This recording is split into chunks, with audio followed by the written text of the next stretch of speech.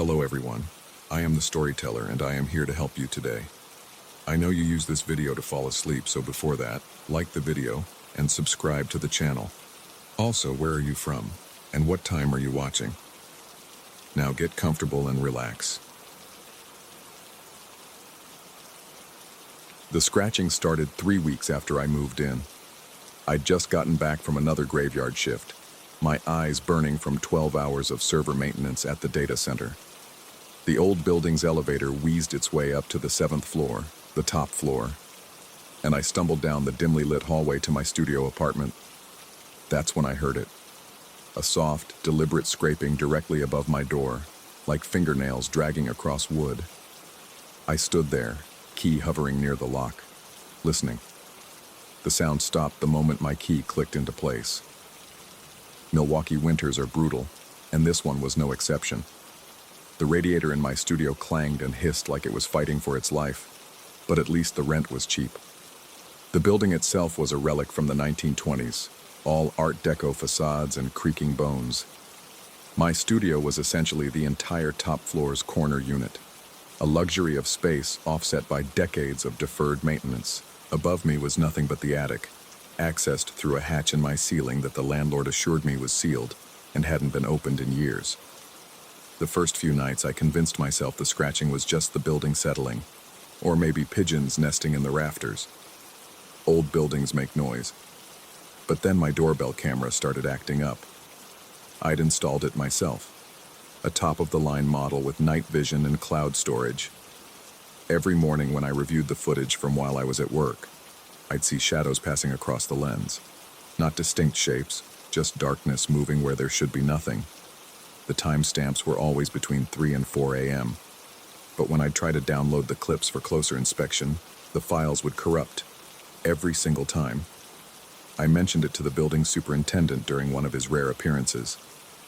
He just shrugged and muttered something about electrical interference from the old wiring. But I knew better. I work with data corruption for a living. This wasn't random degradation. The files were being deliberately scrambled. The scratching evolved into a routine. Every night when I returned from my shift around 6 a.m., I'd hear it stop just as I reached my door. During the day while I tried to sleep, nothing. But I started noticing other things. The attic hatch, a painted-over square panel in my bedroom ceiling, had developed a thin line of dust around its edges. Fresh dust, not the caked-on grime of decades. I set up my laptop to record the hatch while I was at work. The next morning, reviewing the footage with bloodshot eyes and my third cup of coffee, I saw it. At 3:47 a.m. the panel shifted, just a few inches, sliding to one side. A cascade of dust and insulation particles drifted down onto my unmade bed. The panel remained open for exactly 13 minutes before sliding back into place. My hands shook as I rewound and watched again. The panel moved with deliberate precision, not like it was being pushed by air pressure or the building settling. Someone, or something, was controlling it. That evening, before leaving for work, I stood on a chair and examined the hatch. The paint seal was definitely broken, hairline cracks spiderwebbing across the surface. I pressed up against it gently. It gave slightly, then stuck. There was no lock, no visible mechanism to keep it closed. Just paint and decades of dust. I should have called the police then. Should have demanded the landlord investigate. But what would I say? That my ceiling moved while I was gone? That shadows corrupted my security footage? They'd think I was having a breakdown from too many night shifts. So I did what any paranoid IT professional would do. I set traps. Tiny pieces of tape across the hatch edges that would break if it opened. Flour dusted on the floor beneath it. A motion-activated camera pointed directly at the ceiling, saved to a local drive instead of the cloud. The next morning, the tape was broken. The flour showed no footprints, just a circular disturbance like something had been lowered and raised without touching the ground. And the camera? The SD card was missing entirely. That's when I started finding things. The first was the lighter. Chrome Zippo with the initials RK engraved on the side, found sitting on my kitchen counter one morning. I don't smoke. Never have. The lighter was old but well maintained. the mechanism smooth when I nervously flicked it open and closed. Then came the food. I'd wake up to find sandwiches wrapped in wax paper on my desk. Not moldy or rotten, fresh sandwiches with meat I didn't recognize and bread that tasted homemade. Once, I found a thermos of soup still warm, smelling of herbs I couldn't identify. The rational part of my brain screamed that I shouldn't eat any of it, but after a particularly brutal shift, hunger won. The soup was the best I'd ever tasted, rich and complex with a slightly metallic aftertaste that lingered for hours. But the phone charger was what really unraveled me. I discovered it one afternoon when I couldn't sleep, the anxiety keeping me wired despite my exhaustion. Following the cord from where it was plugged into an outlet behind my bookshelf, an outlet I'd never noticed before. I traced it up the wall, along the ceiling molding, and through a tiny hole drilled right next to the attic hatch. The charger itself dangled into the darkness above. I stood on my bed, reached up, and pulled. The charger came free easily, along with about 3 feet of extension cord that had been hidden in the attic space. The plug was warm, like it had just been in use. That night, I didn't go to work. I called in sick and waited in my apartment with every light on, watching the ceiling.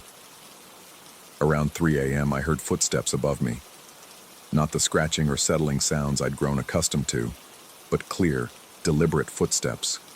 They moved from one end of the attic to the other, paused directly above the hatch, then continued in a pattern I couldn't decipher. I grabbed my laptop and started researching the building's history. What I found made my skin crawl. In 1987, a man had lived in this exact unit. The newspaper archives were sparse on details, but he'd been found after neighbors complained about a smell. He'd been dead for months, they said. But here's the thing that made no sense. The apartment had been locked from the inside, no signs of forced entry, no suicide note. The cause of death was listed as undetermined. The man's name was listed in the obituary. His initials were RK.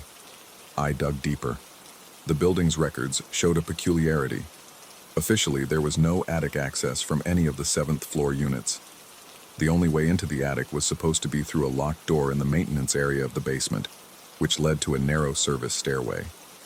But that door had been welded shut in 1992 after a series of break-ins. So how was someone getting into my ceiling? The next day, exhausted and borderline delirious, I did something desperate. I left a note on my kitchen counter. Who are you? When I woke up that evening, there was a response written in spidery handwriting. The one who was here first. My blood turned to ice. I grabbed the note and noticed something else. Wet footprints on my floor, leading from the area under the hatch to the kitchen and back.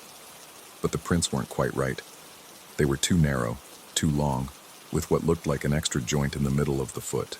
I started sleeping at the data center, curled up in the server room where the white noise of fans drowned out my racing thoughts.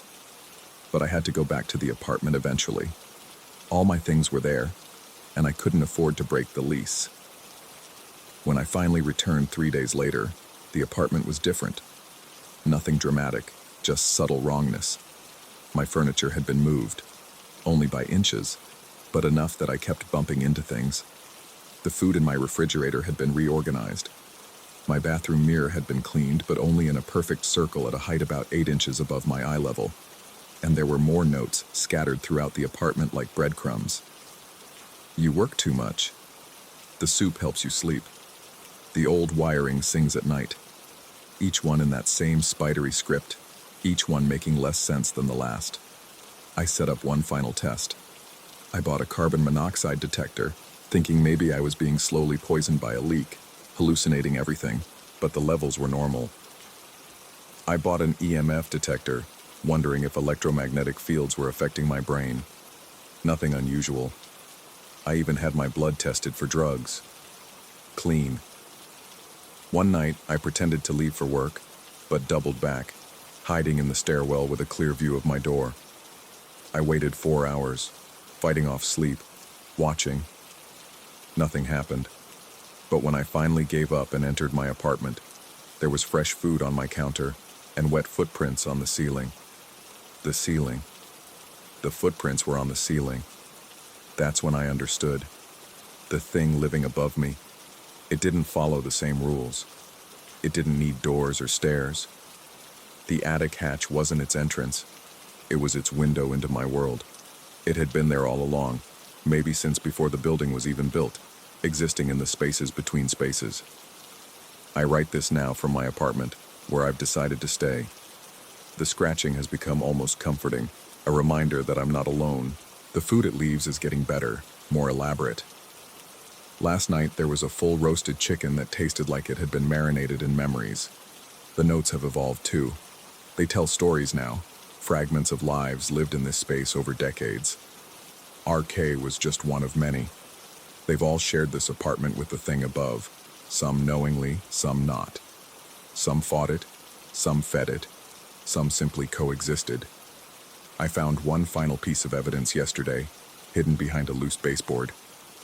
It's a photograph from 1924, the year the building was completed.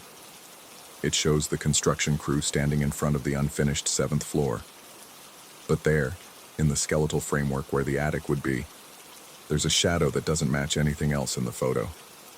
A shadow with too many angles, perched like it's waiting. The superintendent called me today, said the apartment below mine is available if I want to move.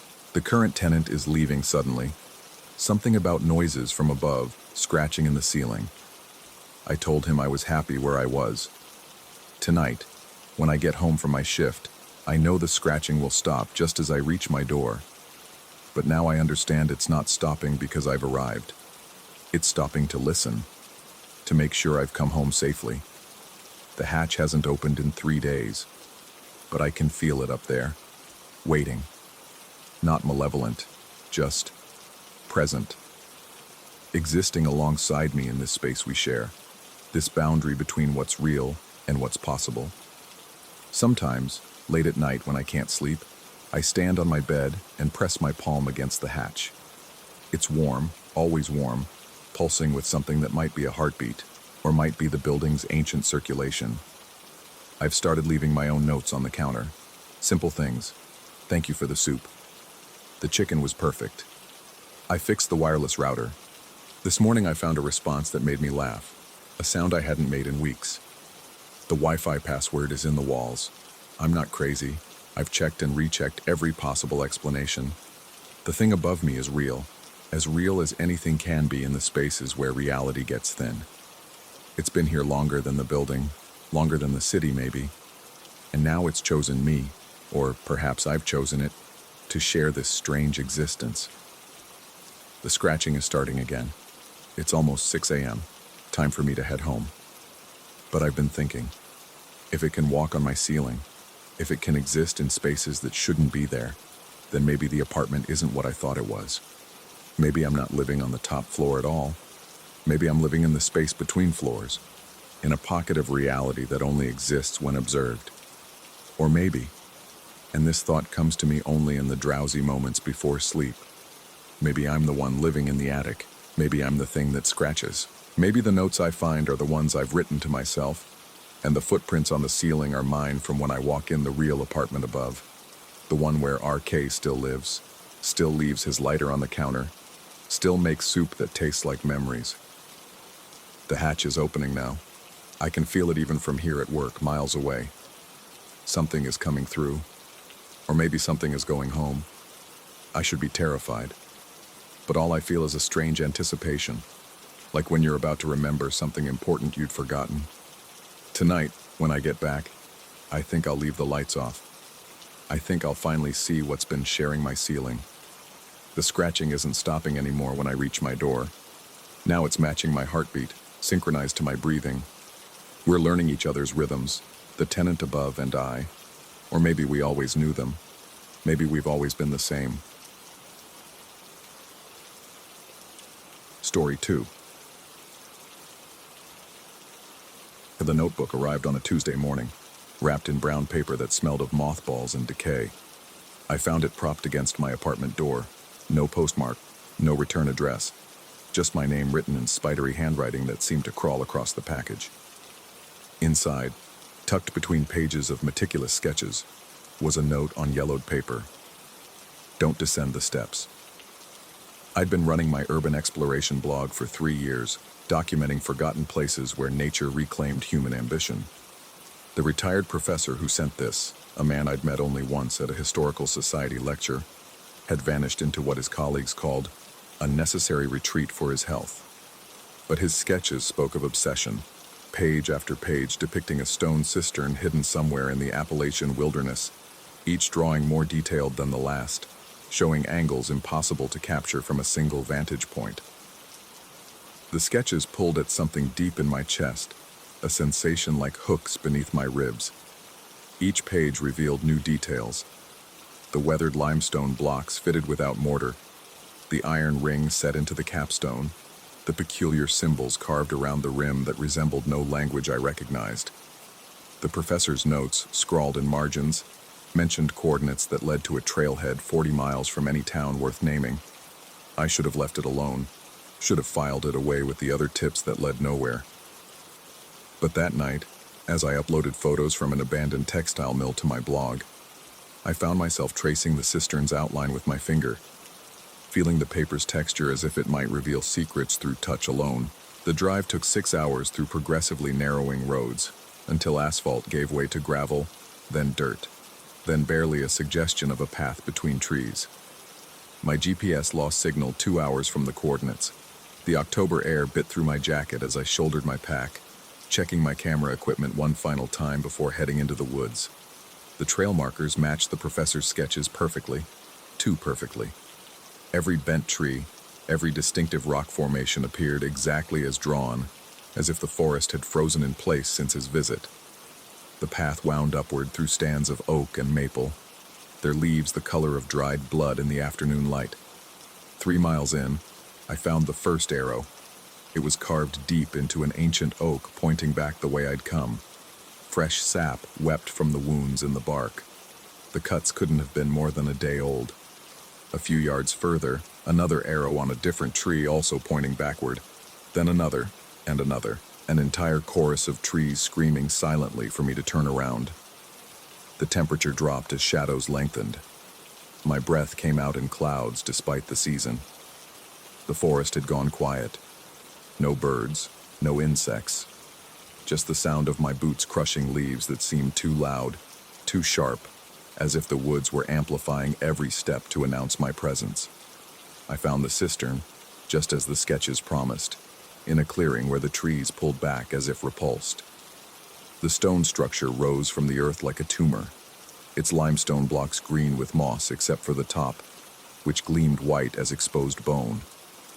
Heavy chains, thick as my wrist and red with rust, wrapped around the entire circumference of the capstone. Padlocks the size of my fist secured every few feet of chain. The clearing felt wrong. The air tasted metallic, and a pressure built behind my eyes the longer I looked at the cistern. My camera felt heavier in my hands as I raised it, the autofocus hunting frantically before giving up. Every photo came out wrong. Overexposed, underexposed, or simply showing nothing but darkness despite the fading daylight. I circled the structure, noting details the professor's sketches had missed or deliberately omitted.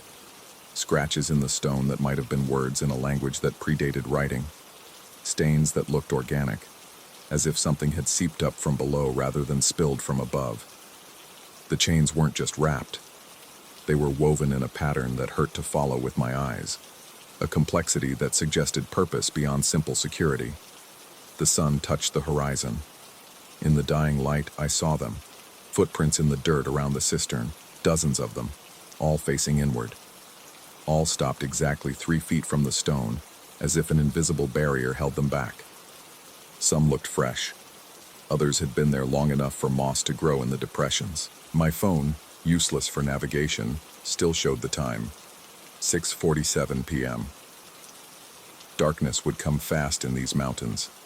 The rational part of my brain, the part that had kept me safe through countless explorations, screamed at me to leave. But something else, something that felt like fingers wrapped around my spine, held me in place. I knelt beside the cistern, running my hand along the chains. They were warm despite the cold air, pulsing with a rhythm that might have been my imagination, or might have been something far worse. The padlocks had no keyholes, just smooth metal surfaces that reflected my face in distorted fragments. That's when I heard it.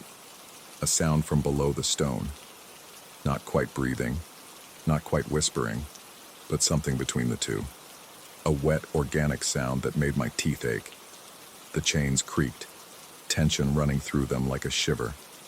I stumbled backward, my heel catching on something soft. A notebook, identical to the one the professor had sent, lay half buried in the leaves. Inside, my own handwriting filled the pages. Sketches of the cistern from angles I hadn't drawn yet, notes about details I hadn't noticed, and at the bottom of the last page, a single line. He's almost ready to come up. The walk back to my car happened in fragments. One moment I was at the cistern, the next I was running through trees that seemed to lean inward, their branches catching at my clothes. The arrows carved into the bark glowed faintly in the darkness, no longer pointing away but forming a spiral pattern that made my vision blur. My car was where I'd left it, covered in leaves as if it had been there for weeks instead of hours. The engine turned over on the third try, headlights cutting through fog that hadn't been there before. As I drove, too fast for the narrow road, my phone buzzed with notifications. Comments on my blog, dozens of them, all anonymous, all containing excerpts from the professor's notebook. Pages I'd never photographed, never shared. They described things beneath the cistern, things that had been placed there by people who understood what darkness meant before humans invented fire, things that whispered promises to anyone who would listen. The final comment contained a photo, me standing at the cistern, my hand on the chains. But in the image, I was smiling, and the chains were gone, and something pale and wet was climbing out behind me. I drove through the night, stopping only when the gas gauge forced me to. At a 24-hour station, fluorescent lights harsh enough to hurt, I checked my camera. Every photo I'd taken was there, but wrong. Each image showed the cistern open, its depths black as the space between stars. And in the final frames, something climbing up, using holds carved into the stone walls, its shape suggesting anatomy that shouldn't exist. Back in my apartment, I tried to delete the blog post about the textile mill, to remove any connection to that day, but the comments kept coming. URLs I didn't recognize linked to other blogs, other explorers who'd found similar structures. All sealed, all waiting. The professor's notebook sits on my desk as I write this. I've been through it a dozen times now, finding new pages that weren't there before, or maybe I just didn't see them. Maps to other sites, instructions written in multiple hands across decades, maybe centuries, and always, always, that same warning. Don't descend the steps. But here's what haunts me, what keeps me awake as dawn approaches and shadows move in my peripheral vision. I never saw any steps. The cistern was sealed, chained, locked, no way down visible. So why do I remember descending? Why can I feel stone steps beneath my feet, worn smooth by countless passages, leading down into darkness that tastes of copper and old earth? My phone buzzes. Another comment, this one different from the rest. It's from the professor's account. Impossible since his colleague told me he'd been hospitalized 3 states away. Catatonic, unresponsive. The message is simple. Check your pocket. In my jacket pocket, the one I'm certain was empty, I find a key. Ancient iron, heavy, its head shaped like those symbols around the cistern's rim. It's warm to the touch, pulsing with that same rhythm I felt in the chains. I know I should throw it away, burn the notebook, delete the blog, move to another city, another state, somewhere far from mountains and forests and things that wait beneath stone. But my fingers trace the key's outline, and I can feel the cistern calling, a vibration in my bones that grows stronger with each passing hour. Tomorrow, I tell myself, I'll decide what to do tomorrow. But as I look at my computer screen, at the blog post I don't remember writing, I see I've already uploaded the coordinates. The comments section fills with responses, people planning trips, expeditions, investigations, all of them ignoring the warnings, just as I did. The sun rises, but the shadows in my apartment grow longer. In their depths, I catch glimpses of stone steps leading down, always down, into a darkness that watches and waits and whispers promises I'm beginning to understand. The key grows heavier in my hand, and I realize with a clarity that feels like drowning, I've already descended those steps. We all have. We just haven't remembered it yet. The cistern was never locked to keep us out. It was locked to keep us in. And now, with every blog post, every comment, every shared coordinate, we're spreading like spores from something ancient and patient, carrying keys we don't remember receiving, returning to places we've never left, descending steps that exist in spaces between what we think we know and what actually is. My hands move across the keyboard without my volition, typing coordinates to other sites, other cisterns, other sealed places that pulse with that familiar rhythm. The blog posts multiply, spreading across the internet like veins, like roots, like the branches of those trees, all pointing in directions that make no sense unless you've been down the steps, unless you've seen what waits, unless you've understood that the professor's warning wasn't about prevention. It was about acceptance. Don't descend the steps, he wrote.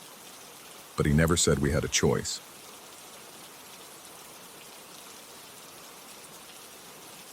Story 3.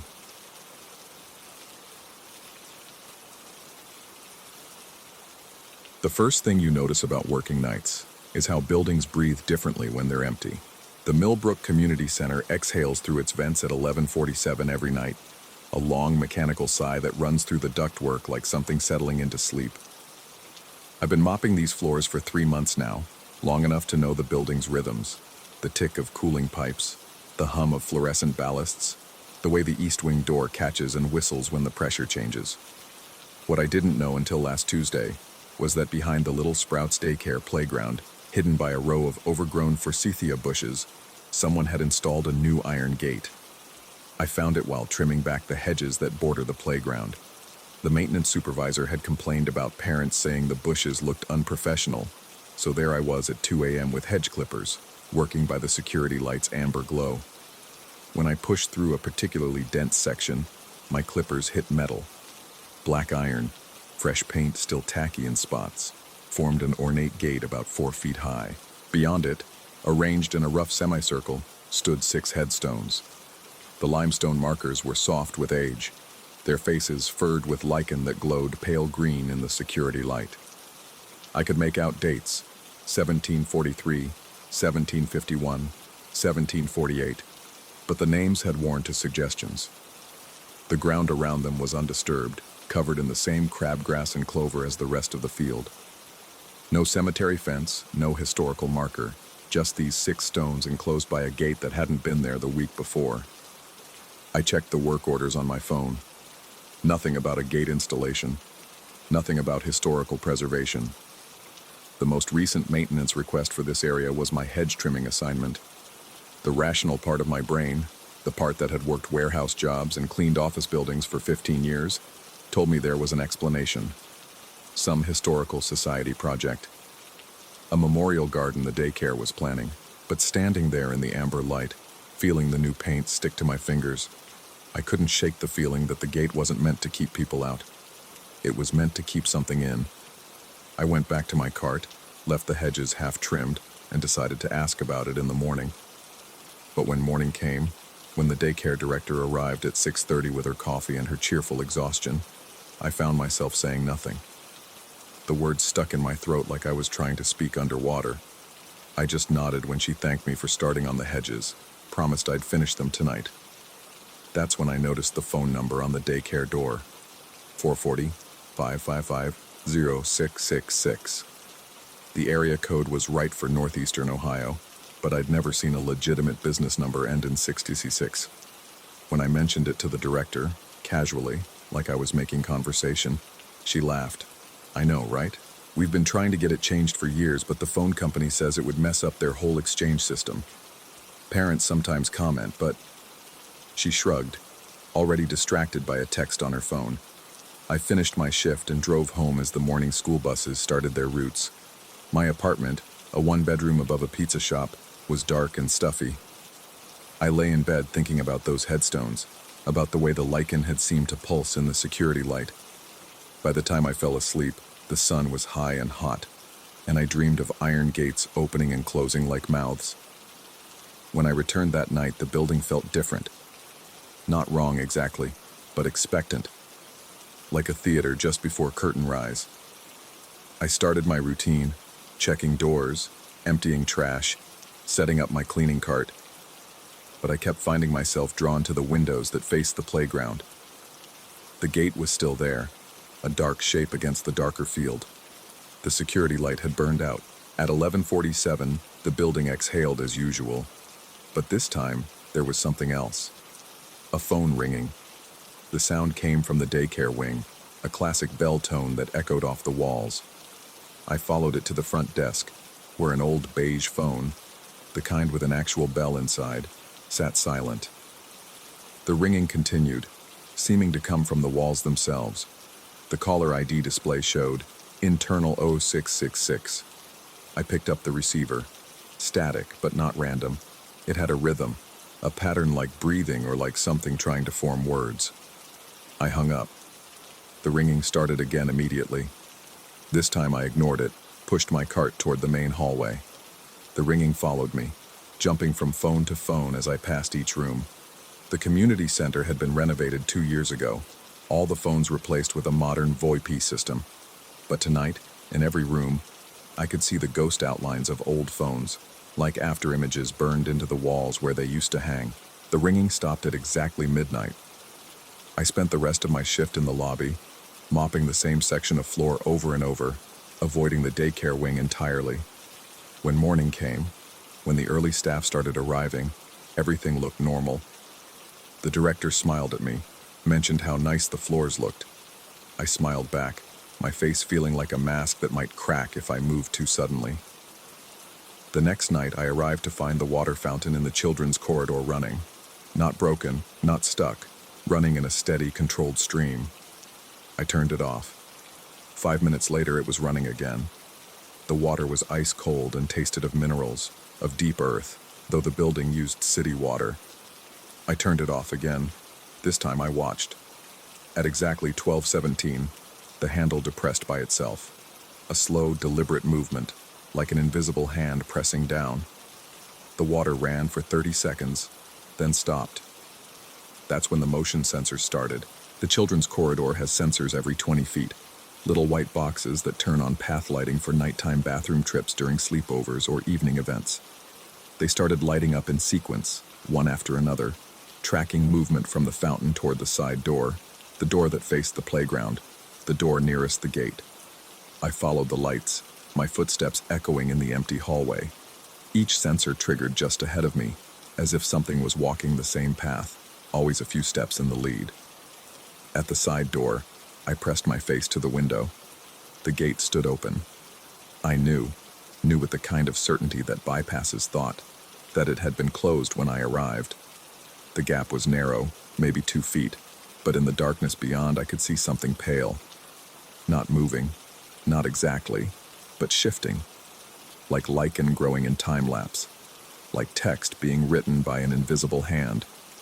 The phone started ringing again, every phone in the building, a cascade of bells that seemed to shake the walls. I ran back to the daycare desk, grabbed the receiver. This time, the static formed words. Not spoken, but assembled from the white noise, like someone tuning through radio frequencies to build sentences. The congregation waits.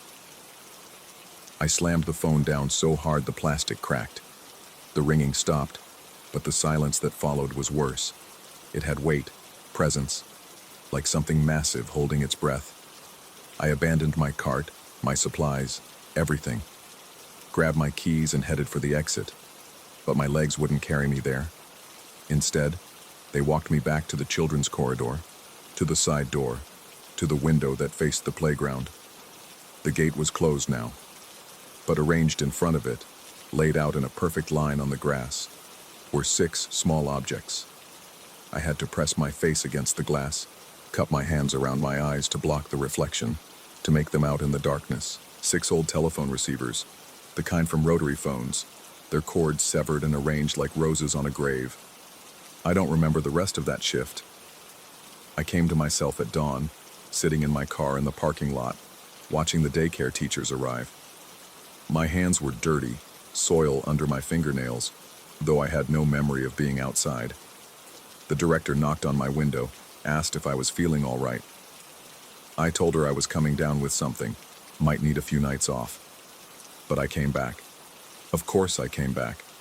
The building expected me. Each night now, the routine intensifies.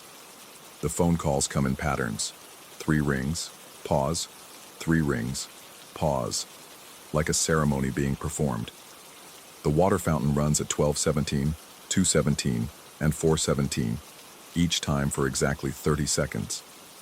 The motion sensors trace different paths now, sometimes spiraling through the hallways, sometimes gathering in clusters like invisible crowds forming and dispersing. I've started finding things, old daycare attendance sheets from the 1950s, though the building wasn't constructed until 1987. A child's drawing of 6 tall figures standing in a circle, though no children have been here after hours. A maintenance log from 1743, the same date as one of the headstones, describing repairs to a meeting house that stood on this ground. The log entry that stopped me cold was dated October 31st. The congregation persists in their observances, despite the trustees' objections. They claim the little ones must be taught the old ways, that the ground remembers what we would forget. Have ordered the doors barred, come November, though I fear it may be too late. The bells will not cease their calling. Last night, I found the source of the calling. It wasn't the phones. It never had been. In the daycare storage room, behind boxes of art supplies and nap mats, I discovered a panel in the wall. Not hidden exactly, but unnoticed. Behind it, a tangle of old wires led down into the foundation. I followed them with my flashlight beam, down through a gap that shouldn't exist, into a space that wasn't on any blueprint. The bells were there, 6 of them, tarnished brass, each the size of a child's head. They were mounted on a mechanism that looked like a music box made of iron and bone, actual bone, yellowed and smooth. The mechanism was turning, had been turning, perhaps had never stopped turning since 1743. Each bell rang in sequence, but the sound was being translated, transformed through the building's phone system into something almost like words. Behind the bells, carved into the foundation stone, were names, 6 names, matching the graves outside, and below them, dozens more. Hundreds. Names and dates stretching back, and forward too. Dates that haven't happened yet. Names of children who haven't been born. I found my own name there. Dated tomorrow. I should leave.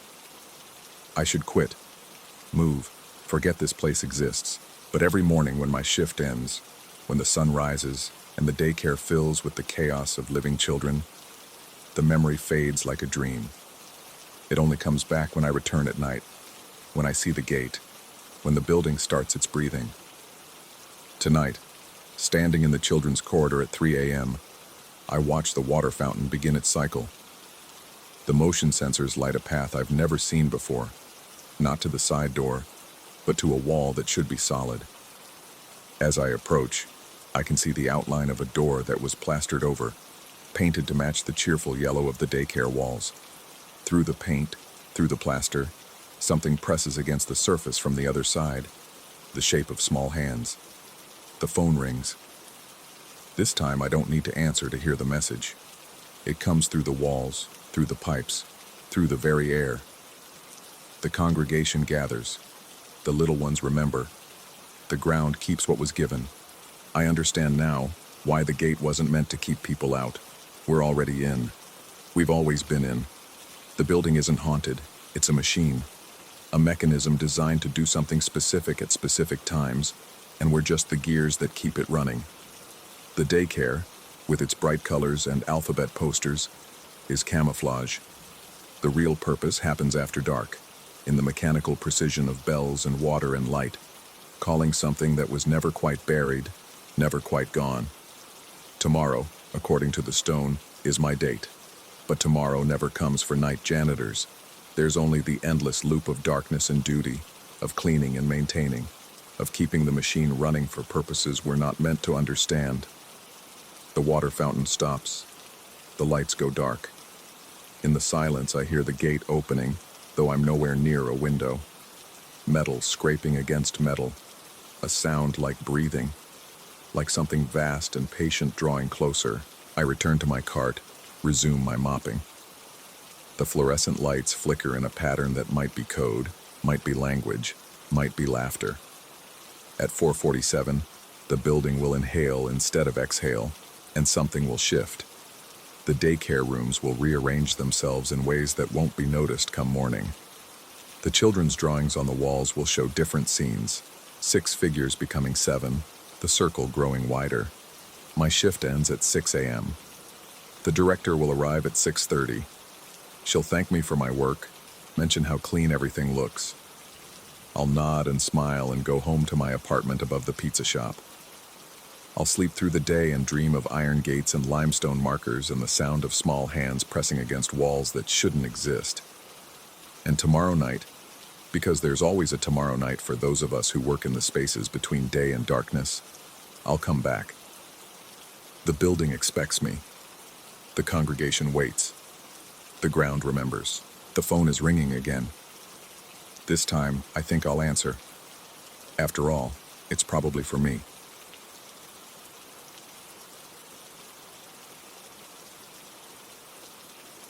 Story 4.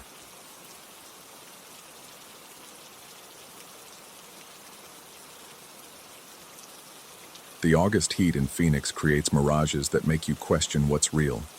Shimmering waves rising from asphalt, distant buildings warping like funhouse reflections.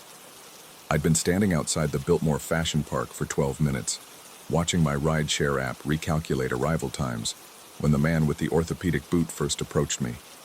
His limp was pronounced, theatrical even, the medical boot scraping against concrete with each labored step.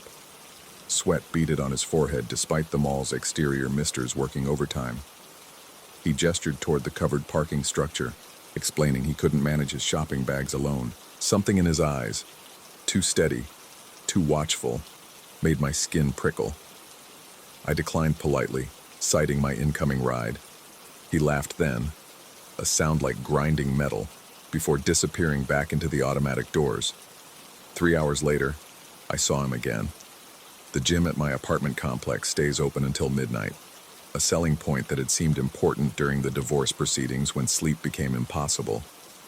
I'd been running on the treadmill, earbuds drowning out the world, when movement in the mirror caught my attention. There he was, same face, same build, but running, sprinting on the machine 2 rows behind me. No boot, no limp, just fluid, perfect motion. Our eyes met in the mirror's reflection. He smiled and increased his speed. I left immediately, but the image burned behind my eyelids. That transformation from wounded to whole, the deliberate revelation of his deception. In the elevator, my music cut out 3 times, always at the same spot, between the 2nd and 3rd floors, right where the service ramp for wheelchair access begins its gentle slope. The messages started that night. Unknown number. No text, just photographs. Me at various points throughout my day, all taken from low angles, the perspective someone in a wheelchair might have. Me at the coffee shop that morning, shot from beneath the outdoor table. Me entering my office building, captured from sidewalk level. Me at the grocery store, framed between the wheels of shopping carts. I blocked the number. New ones appeared. Always the same angle. Always that vulnerable perspective from below, making me look monstrous and strange in my normalcy. My ability to simply walk without thought. The police suggested changing my routine. The building's security found nothing unusual on the cameras. My therapist, still helping me process the divorce, wondered if stress was manifesting in hypervigilance. But stress doesn't explain how my credit card got charged for a medical supply store I'd never visited. The receipt showing a purchase of 1 orthopedic boot, 1 collapsible wheelchair, and something called a gait training system. I started seeing them everywhere. People with mobility aids who moved just slightly wrong. A woman with a cane who forgot which hand to use when she thought no one was looking. A teenager in a wheelchair whose legs tensed with unused strength. An elderly man with a walker who covered ground too quickly, as if the aluminum frame was pulling him forward rather than supporting him. Or maybe I was seeing nothing. Maybe Phoenix's heat was finally getting to me, creating mirages of meaning where none existed. The breaking point came 3 weeks after that first encounter. I'd been working late, the office empty except for security. The elevator descended normally until that familiar spot, the second floor, where it shuddered to a stop. The lights flickered. My phone buzzed with another photo. Me, right then, in that elevator, shot from the corner where someone small or crouched might hide. But I was alone. The elevator was empty. I could see every corner, every inch of that confined space. The photo showed someone behind me. When the doors finally opened, I ran. Down the stairwell, through the lobby, into the parking garage where my car waited. The fluorescent lights hummed their sick green pallor, creating pools of shadow between concrete pillars. My footsteps echoed wrong, too many beats, as if accompanied by something trying to match my rhythm but falling just short. The car wouldn't start. The engine turned over, sputtered, died. In the rearview mirror, I saw him approaching, not limping, not running, but gliding somehow, his body moving without the mechanical articulation of joints and muscles. The orthopedic boot was back, but it didn't touch the ground. He pushed an empty wheelchair that rolled too smoothly, its wheels spinning without friction. He stopped 10 feet away and began to lower himself into the chair with exaggerated difficulty, each movement a pantomime of struggle. His face contorted with manufactured pain, eyes rolling back to show too much white. Then he looked directly at me and spoke, not with his mouth, which remained twisted in its grimace of false suffering, but somehow directly into my thoughts. You could have helped. One simple act, but you chose to look away. The engine roared to life. I drove without thinking, without destination, just movement to escape that presence. But Phoenix is a city built on grids, and every turn led back to familiar streets. The traffic lights turned red in sequence, forcing stops at every intersection where crosswalks dipped into wheelchair-accessible ramps. At each stop, they multiplied, figures in wheelchairs, on crutches, wearing medical boots, all moving with that same unnatural fluidity. They crossed without looking, their mobility aids scraping and squeaking in harmonized discord. Some I recognized, the woman with the cane, now using two. The teenager, his wheelchair upgraded to a power model that moved too fast, too smooth. My phone vibrated constantly. Photos poured in, hundreds of them, all from that low angle, but now showing not just me but my reflection in windows, in puddles, in the gleaming surface of parked cars. In each reflection, I was different, distorted. In some, my legs were bent at impossible angles. In others, they were simply gone, my torso floating above empty space. I made it home somehow. The apartment building's garage gate took forever to open, each second stretching like heated taffy. In the resident directory by the entrance, new names had appeared, all with unit numbers that didn't exist. Floors between floors, apartments tucked into architectural impossibilities. The elevator was waiting, doors open, lights flickering in that familiar pattern. I took the stairs instead, each landing requiring more effort than the last. My legs felt heavy, uncoordinated, as if the simple act of walking was becoming foreign to my body.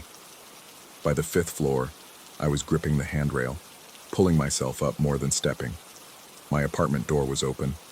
Inside, medical equipment filled the space. Walkers, canes, braces, and devices I couldn't name.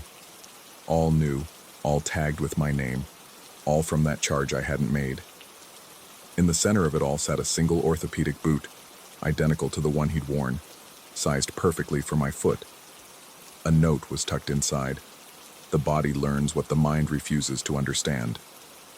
I didn't put it on. I wouldn't. But as days passed, walking became harder. Not physically. My legs worked fine. But mentally, each step required conscious thought, deliberate action. The automatic ease of mobility dissolved into mechanical computation. Lift foot, move forward, place down, shift weight, repeat. What had been unconscious became agonizingly aware.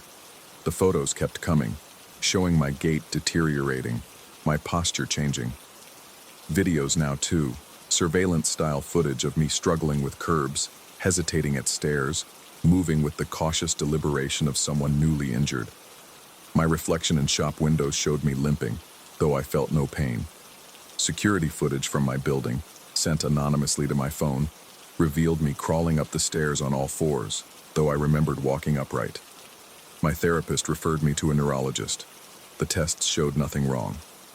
The orthopedist found healthy joints, strong muscles, perfect biomechanics, yet I could barely cross the examination room without stumbling, my body betraying me in ways that defied medical explanation. The man with the boot appeared one last time in the parking lot of the medical complex. No pretense now. He stood straight, moved freely, the boot carried casually in one hand like a prop no longer needed. He watched me struggle to my car, each step an effort of will against failing coordination. He didn't speak, but I understood anyway. This was never about him. It was about the moment of refusal, the instant calculation where empathy was weighed against inconvenience and found wanting. He hadn't been testing my compassion. He'd been revealing its absence, showing me the void where human connection should exist. Or maybe he was showing me something else entirely, that our bodies are just consensus reality, functioning only as long as we all agree on the rules. That walking is a privilege maintained by collective belief, that the moment we truly see the arbitrariness of our physical assumptions, they begin to dissolve. I'm writing this from my apartment, surrounded by mobility aids I've started using, not from need, but from a growing certainty that they were always meant for me. The boot fits perfectly, as I knew it would. The walker glides smoothly across my floor, leading more than following. The wheelchair waits in the corner, patient and inevitable. Sometimes I check those old photos from that unknown number, studying them for clues. But lately, I notice something disturbing.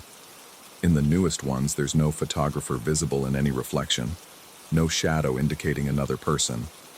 The angles are impossible for anyone else to have achieved, which means I've been taking them myself somehow. From down there, from that perspective, I refused to understand until it became my own. The Phoenix heat continues to create its mirages, warping the visible world into fluid uncertainty, or maybe the heat has nothing to do with it. Maybe this is just what happens when you refuse to see someone else's reality. You lose the right to your own. I hear footsteps in the hallway now, but they're wrong. Too many beats. An uneven rhythm that suggests damage or adaptation. When I look through the peephole, I see myself approaching, walking perfectly, confidently, the way I used to move. He's carrying shopping bags that look heavy. He's about to knock and ask for help. I already know what my answer will be.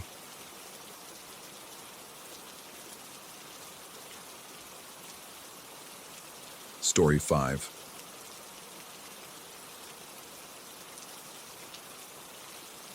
The first message arrived at 3:47 a.m., glowing against my bedroom ceiling from the phone I'd forgotten to flip over.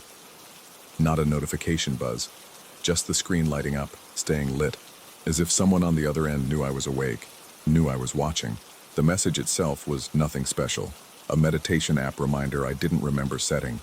But the timing felt deliberate, calculated, like fingers tapping on glass in the dark. That was 3 months ago, before the circle, before her, before him. I should explain how it started, though even now, typing this in the borrowed light of a gas station bathroom, I'm not sure where the beginning really was. Maybe it was the Tuesday I decided to attend that professional networking event in Capitol Hill. Maybe it was earlier, when my last relationship imploded and left me scrolling through self-improvement podcasts at 2 a.m. Or maybe, and this thought makes my skin crawl, maybe it started long before I had any awareness of it, like roots growing beneath pavement, waiting for the perfect crack. The networking event was forgettable, except for one detail. A woman in an emerald blazer who seemed to appear beside me whenever I found myself alone. She had this way of tilting her head when she listened, really listened, that made you feel like you were the only person in the room. When she handed me her card, it wasn't for a company, just a name, though I won't write it here, and below it, in smaller text, Strategic Life Architecture. She suggested coffee, then lunch, then, eventually, the circle. The circle met in a converted loft overlooking Pike Place Market, all exposed brick and Edison bulbs, the kind of space that whispered success without shouting it. The first meeting felt like coming home to a place I'd never been. 8 professionals, all in tech or adjacent fields, sitting in actual circle formation on meditation cushions that probably cost more than my monthly groceries. The mentor, that woman in emerald, though she wore burnt orange that night, led us through what she called professional soul mapping. It sounds ridiculous now. It didn't then. There was something in the way she spoke, how her voice seemed to bypass your ears and speak directly to some deeper part of your brain. She talked about barriers, about the invisible walls we build between our authentic selves and our potential. She made eye contact with each of us in turn, holding it just long enough to feel significant, but not quite long enough to feel uncomfortable. That's when she mentioned the partnership program. Each circle member would be paired with a growth partner, someone at a similar life stage who could provide accountability and support. She said mine was already selected, someone who'd expressed specific interest in my journey after reviewing my intake form. I didn't remember filling out an intake form, but when I mentioned this, she smiled and reminded me about the digital questionnaire from the networking event, the one I'd completed after 3 glasses of wine. The introduction happened through a proprietary app, no profile photos, just voice messages at first. His voice was warm, educated, with just enough vocal fry to sound approachable rather than pretentious. He knew things about me, not creepy things, but observations that felt insightful. He mentioned my tendency to unconsciously tap my thumb against my thigh when thinking, something I'd never noticed until he pointed it out. Said he did the same thing. We graduated to video calls within a week. He had one of those faces that seemed designed to inspire trust. Symmetrical features, good lighting that never changed regardless of time of day, always the same bookshelf in the background with titles I recognized but positioned so I could never quite read the spines clearly. He asked questions that felt like keys turning in locks I didn't know existed, but he never answered mine. Not directly. When I asked where he lived, he'd laugh and say something about geography being irrelevant in our connected age. When I wondered how he'd joined the circle, he'd pivot to asking about my own journey. The strange thing was, I never felt deflected in the moment. Only afterwards, lying in bed, would I realize I still knew nothing concrete about him. The mentor started suggesting optimizations for my life. Small things at first. A morning routine adjustment here, a dietary modification there. She recommended I decline a work trip to San Francisco, saying the timing would interfere with a crucial breakthrough period. When I mentioned I hadn't told her about the trip, she tilted her head in that familiar way and reminded me that growth partners share relevant updates for synchronized development. He'd been telling her things I'd mentioned in what I thought were private conversations. The unease started as a whisper, like a draft from a window you can't locate. I began noticing patterns. Whenever I made plans with friends outside the circle, something would come up. My growth partner would have a crisis that needed processing. The mentor would schedule an emergency session. My phone would malfunction in specific targeted ways, GPS failing when I tried to meet my college roommate for drinks, calendar app deleting everything except circle meetings. Then came the suggestion of the retreat. The mentor presented it during a Tuesday session, her voice taking on that hypnotic quality that made disagreement feel like swimming upstream. A weekend intensive at a regeneration campus in the Cascades. She had slides, professional corporate sleek slides showing cedar cabins and mountain views, and people in expensive athleisure doing trust falls in meadows. The cost was astronomical, but she mentioned payment plans, scholarships for dedicated members, ways to make it work that seemed to materialize as she spoke. My growth partner was enthusiastic in a way that felt rehearsed. His messages came faster, longer, filled with exclamation points that didn't match his usual measured tone. He'd already committed to going, he said. It would be transformative to experience it together, to finally meet in physical space. That's when he sent the first photo. It was innocent enough, him standing beside a welcome sign, mountains blurred in the background. But something was wrong with the image. The shadows fell in impossible directions. The sign's text seemed to shift if I looked at it too long, and his face, that trustworthy face I'd seen in dozens of video calls, looked different in still capture. Older, hungrier, like someone wearing a mask of their younger self. More photos followed. The dormitories, long hallways with identical doors, fluorescent lighting that made everything look medical. The meditation hall, circular, windowless, with cushions arranged in patterns that hurt to perceive directly. The dining facility, industrial kitchens glimpsed through serving windows, steam obscuring whatever was being prepared. But it was the photo of other participants that made my chest tighten. A group selfie, 7 or 8 people arranged in front of a cabin. They were all smiling, but their eyes were unfocused, pupils dilated despite bright daylight. And in the background, barely visible through a window, was another face, then another, then another. The cabins were full of watchers. I told the mentor I needed to postpone. Family emergency, I lied. Her response was immediate. Not through the app, not through email, but standing outside my apartment building when I got home from work. She didn't acknowledge the impossibility of her being there, didn't explain how she knew where I lived. She simply stood by the entry door, holding it open, that tilted head listening pose activated like a switch.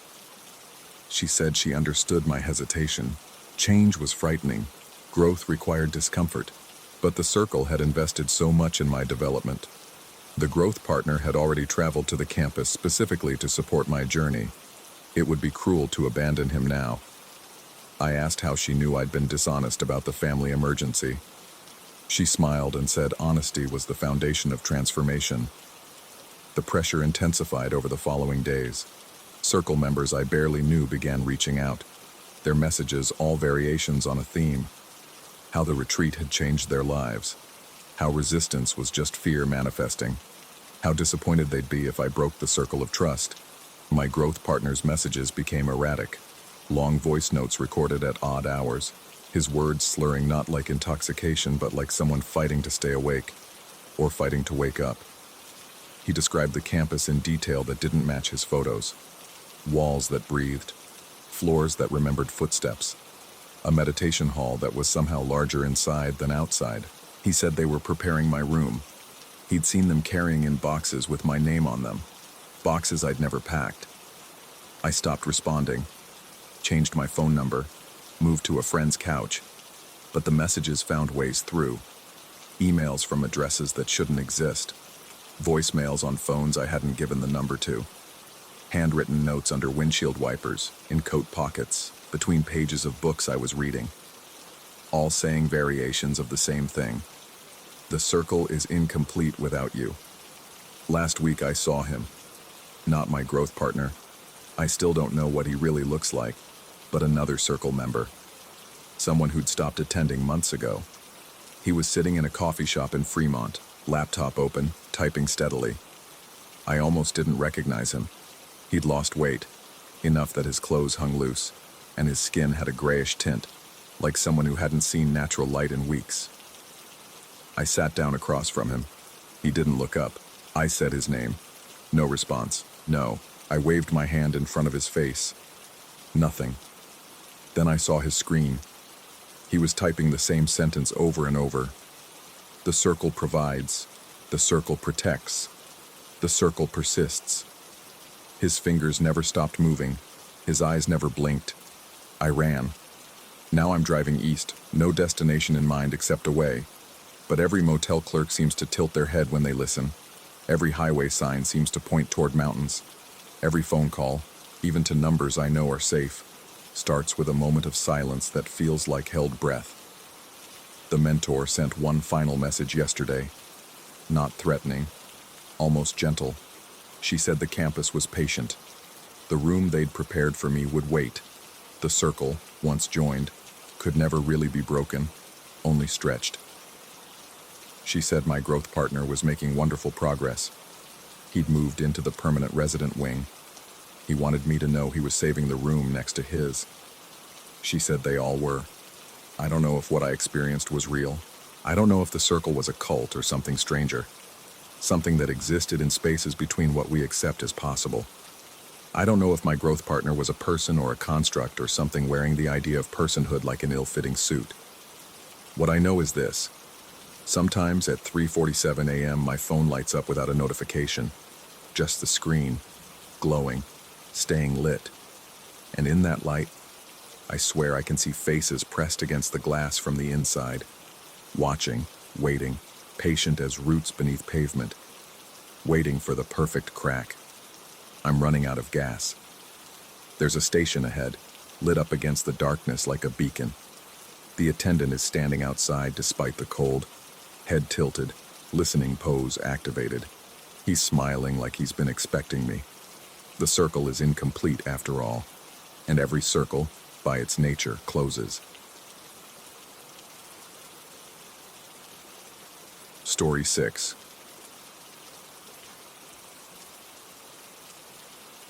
The whistle came first in dreams, threading through the darkness behind my eyelids like smoke through a keyhole. 3 notes, always the same, low, middle, high, repeated until they became the architecture of my sleep.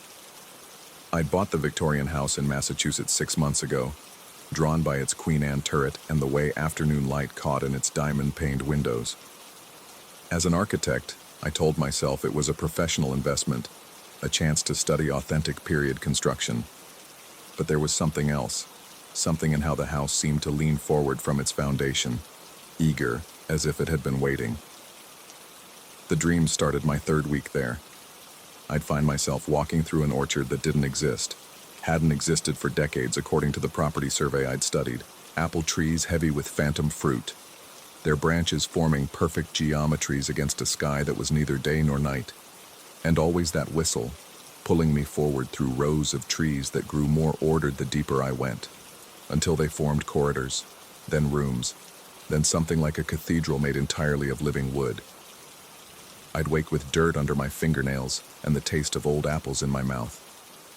By day, I worked on restoration plans, measuring every molding, every newel post, cataloging the house's secrets with my laser measure and digital recorder. The house rewarded my attention with revelations. A servant's staircase hidden behind what looked like a pantry wall, original wallpaper preserved under 3 layers of paint, a dumbwaiter shaft that went nowhere, ending in solid foundation. It was the wind that first showed me the path, or rather the way the wind moved through the property, creating patterns I'd learned to read while documenting facades in Boston. Air currents tell stories about structures, about what was and what remains.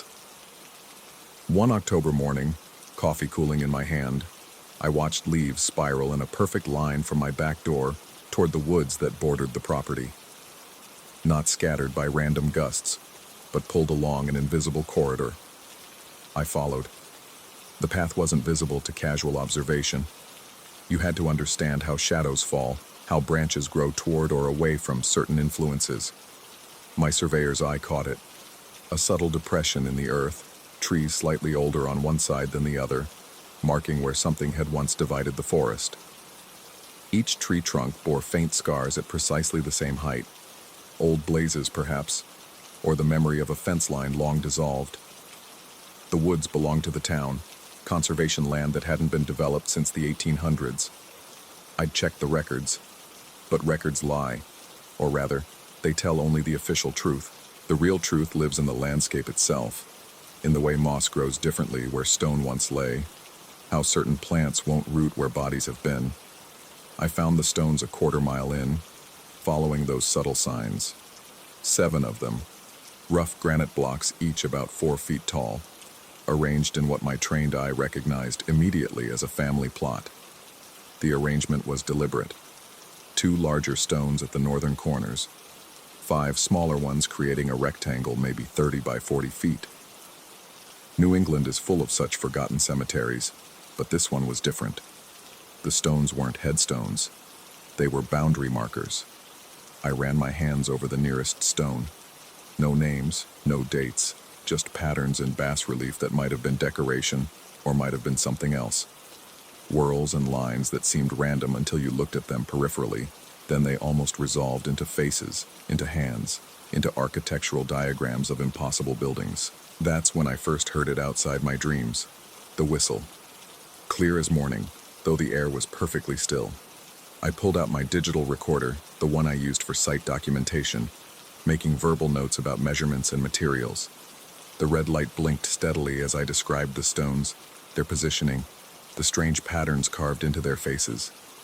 But when I played it back, my voice was underlaid with that three-note whistle, growing stronger each time it repeated, until by the end of the recording, you could barely hear me speaking at all. I told myself it was wind through the trees, some acoustic phenomenon created by the stone arrangement. I'd seen similar effects in old buildings where architectural features created unexpected resonances. But wind doesn't whistle when the air is still. Wind doesn't follow you home, because it did follow me home. Or perhaps it had always been there, and finding the stones had simply made me aware of it. The whistle began appearing in all my recordings, even ones made inside the house. I'd document the crown molding in the parlor, and there it would be, faint but insistent. I'd measure the basement foundation, and the whistle would echo off the stone walls, seeming to come from behind them, from under them, from the earth itself.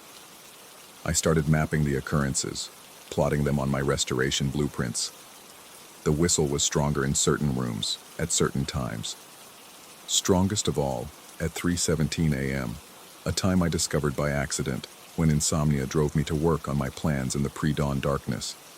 At 3:17, the whistle seemed to come from everywhere at once, and the house itself would respond. Floorboards settling in rhythm, windows humming in harmony.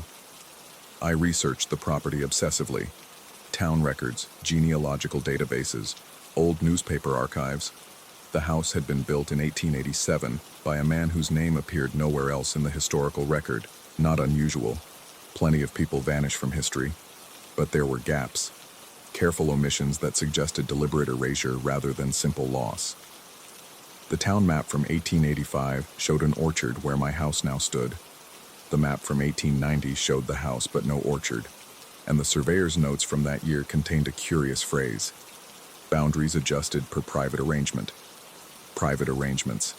In 19th century Massachusetts, that could mean anything from a handshake deal to something darker. I thought of those stones in the woods, their careful arrangement, the way they seemed to define a space that was somehow more present than the empty air it contained.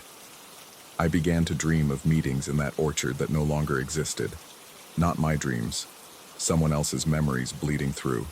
Men in dark coats standing among apple trees, discussing things I couldn't quite hear. Papers changing hands. A surveyor's transit being adjusted, measurements being taken, boundaries being redrawn. And underneath it all, someone whistling that three-note tune, whistling while others worked, whistling to mark time, to mark space, to mark something else entirely. The presence, for I'd come to think of it as a presence, wasn't malevolent exactly. It was insistent, urgent, like someone trying to explain something crucial in a language you don't speak. The whistle began to have variations, subtle changes in pitch and timing that seemed to encode information. I started transcribing them, using musical notation, then realized the patterns matched my architectural drawings. The whistle was describing spaces, rooms, corridors, entire floor plans that didn't exist in my house, but should have, could have, perhaps once did. I found myself sketching these phantom architectures, adding them as overlays to my restoration plans. A wing that would have extended into what was now the side yard. A cellar sub-basement that would have connected to something. The sketches came automatically, my hand moving while my conscious mind worked on other things. When I looked at what I'd drawn, I saw impossible geometries, rooms that folded into themselves, staircases that climbed to floors that couldn't exist in three-dimensional space. But they weren't impossible. They were just incomplete. Like looking at architectural plans with pages missing, or trying to understand a building by examining only its shadow. The town archaeologist, yes, small Massachusetts towns have such officials, told me there had indeed been an orchard on my property, and before that, something else. She wouldn't say what exactly, just mentioned that certain old families had private arrangements about land use, arrangements that predated official town incorporation. She suggested I leave the stones in the woods alone. I suggested she tell me what she wasn't saying. She looked at me for a long moment, then asked if I'd been sleeping well. I hadn't been. The dreams were constant now, and increasingly, I wasn't sure they were dreams. I'd wake up in my study, pencil in hand, having drawn entire floor plans I didn't remember creating. Plans for rooms that couldn't exist in my house but that felt more real than the rooms that did. The whistle was constant too, a soundtrack to my waking hours that I'd almost stopped noticing until it occasionally stopped. And the silence was somehow worse. The presence wanted something restored. Not the house. The house was just a marker, a pin stuck in the map to hold something else in place. It wanted the true boundaries acknowledged, the original survey honored, the design that had been erased brought back to light. I understood finally why the dumbwaiter shaft went nowhere. It wasn't supposed to end in the foundation. It was supposed to connect to something below, something that had been sealed off when the boundaries were adjusted. The stones in the woods weren't marking graves. They were marking the corners of something that extended underground, a foundation for a structure that existed in architectural planning but had never been built. Or had been built and then erased, not destroyed but simply written out of the official record. The whistle guided me as I worked, showing me through sound what my eyes couldn't see. I began to understand its language, the way each variation indicated a different kind of space, a different intention. I drew obsessively, my plans becoming increasingly elaborate, increasingly impossible, increasingly true. My assistant came by to check on the restoration progress and found me in the basement with ground-penetrating radar equipment I didn't remember renting. The images it produced showed voids under the foundation, spaces that shouldn't exist, rooms or passages that extended toward the woods, toward those 7 stones. My assistant suggested I needed a break, maybe a vacation. I suggested he look at the radar images more carefully, see how they matched the whistled patterns I'd been transcribing. He left quickly. I haven't seen him since. The town archaeologist called, professionally concerned.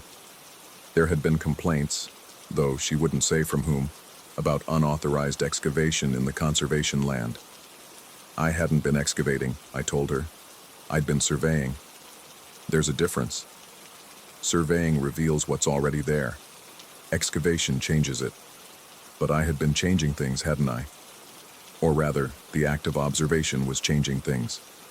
Each measurement I took, each plan I drew, made the invisible architecture more present, more insistent on existing. The whistle grew louder, more complex, describing spaces that my house was trying to remember, trying to become. I stopped leaving the property. There was too much work to do, too much to document before. Before what? I wasn't sure, but I felt a deadline approaching, some anniversary or alignment that would make the restoration possible, or necessary, or inevitable. The papers I found in the town archives, after bribing a clerk to let me into the restricted records, confirmed what I'd suspected. The orchard had been a cover story. What had really been here was something the town fathers hadn't wanted to acknowledge. A private institution, the papers called it delicately. A place where certain problems were solved through architectural means. Problems of inheritance, of inconvenient relatives, of people who knew too much about private arrangements. The institution hadn't been destroyed. It had been reclassified. Its existence moved from one category of reality to another, from public to private, from acknowledged to denied, from above ground to below. But architecture has its own truth, its own insistence on existing. Spaces that have been designed, planned, measured, they want to be built. And if they've already been built and then erased, they want to be restored. The presence whistling through my recordings wasn't a ghost. It was an architect, the original architect, whose plans had been realized and then forcibly unrealized, written out of space itself. He wanted his work acknowledged. More than that, he wanted it completed. The 7 stones marked the corners of the foundation, yes, but not just any foundation. It was the foundation of a structure that existed partially in this reality and partially somewhere else. A building designed to house those who didn't quite fit in either world. The The whistle was his surveyor's call, the sound he'd used to measure distances in that in-between space where ordinary instruments failed. I understood because I was an architect too. We're trained to see spaces that don't exist yet, to make real what is only imagined. But what happens when that process is reversed? When real spaces are made imaginary, forced back into mere potential, they don't disappear, they wait.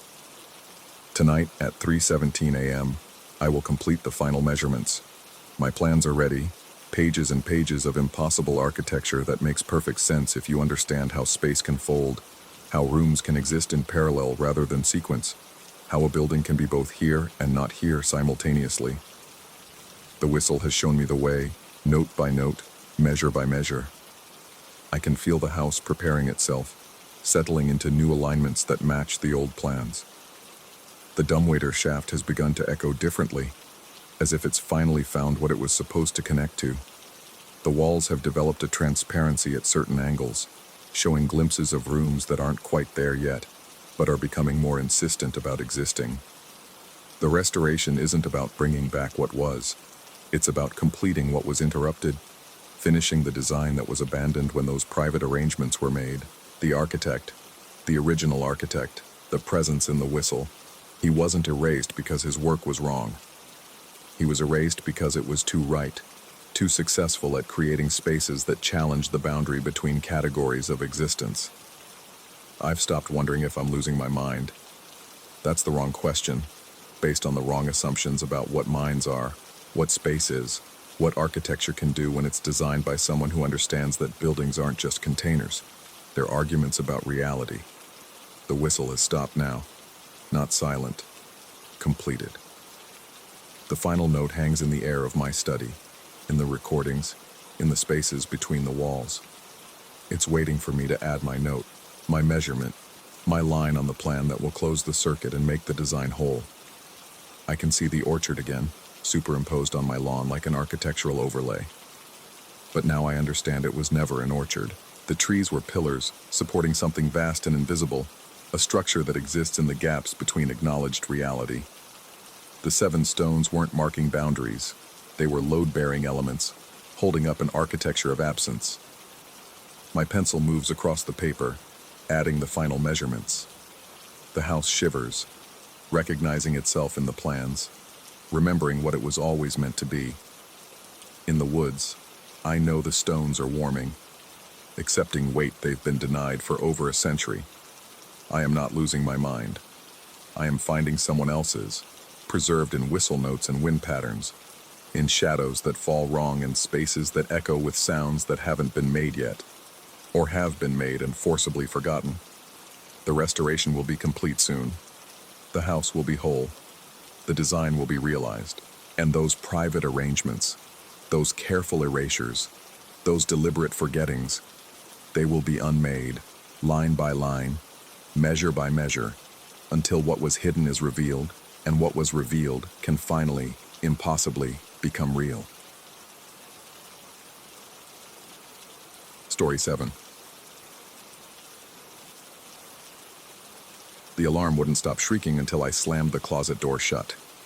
My ears rang in the sudden silence, and I stood there in the master bedroom of Unit 4B, my hand still gripping the brass doorknob, trying to process what had just happened. 23 years in real estate, and I'd never encountered an alarm system that responded to a closet door. Not once. I checked my phone. 2:47 p.m. The showing was scheduled for 4. Plenty of time to figure out this quirk before the prospective buyers arrived. A couple from California, cash offer ready if they liked what they saw. The condo had been sitting empty for 3 months, the previous owner having relocated to Phoenix for work. Prime downtown Denver property, mountain views from the balcony, hardwood floors throughout. Should have sold in a week. But here we were. The afternoon light filtered through the floor-to-ceiling windows, casting long shadows across the staged furniture. Everything looked perfect. Too perfect, maybe. The kind of staging that felt more like a movie set than a home. I'd noticed it when I first walked in. Throw pillows arranged with mathematical precision, coffee table books fanned at exact angles, not a speck of dust anywhere except in that closet. I approached the door again, this time more cautiously. The alarm panel on the hallway wall showed all green lights. Normal. I turned the knob slowly, cracking the door just an inch. Nothing. 2 inches. Still nothing. I pulled it fully open. The shrieking returned, piercing and wrong, not quite matching any alarm tone I'd heard before. It had an almost organic quality to it, like feedback from a microphone mixed with something else, something that made my teeth ache. But this time I didn't immediately close the door. I needed to understand what was triggering it. The closet was walk-in, about 8 by 6 feet, with built-in shelving on 3 walls. Staging clothes hung from the rods, men's suits, women's dresses, the typical neutral-colored garments meant to suggest lifestyle without personality. But there, on the floor behind a cluster of hanging coats, I spotted them. 3 Diet Coke cans, the aluminum still beaded with condensation. Fresh condensation. In an empty condo. In October. I shut the door, silencing the alarm, and stood there trying to rationalize what I was seeing. Maybe the staging company had left them. But staging companies don't leave trash, especially not fresh trash. I opened the door again, enduring the screaming alarm, and grabbed one of the cans. Still cold. The sell-by date was next month. That's when I noticed the other things. A library card tucked between 2 shoeboxes on the lower shelf, Denver Public Library, issued just 6 weeks ago. The name was smudged beyond reading, and along the baseboard at the back of the closet, strange marks in the paint. Not scratches exactly, but worn spots, as if something had been rubbing against it repeatedly. The pattern was too regular to be accidental, too deliberate to be damage. I closed the door and made a decision. I needed better tools if I was going to figure this out. My car had a flexible inspection camera I used for checking behind walls, and a reaching tool for retrieving items from tight spaces. The showing could wait. This needed to be resolved. The trip to my car and back took less than 5 minutes.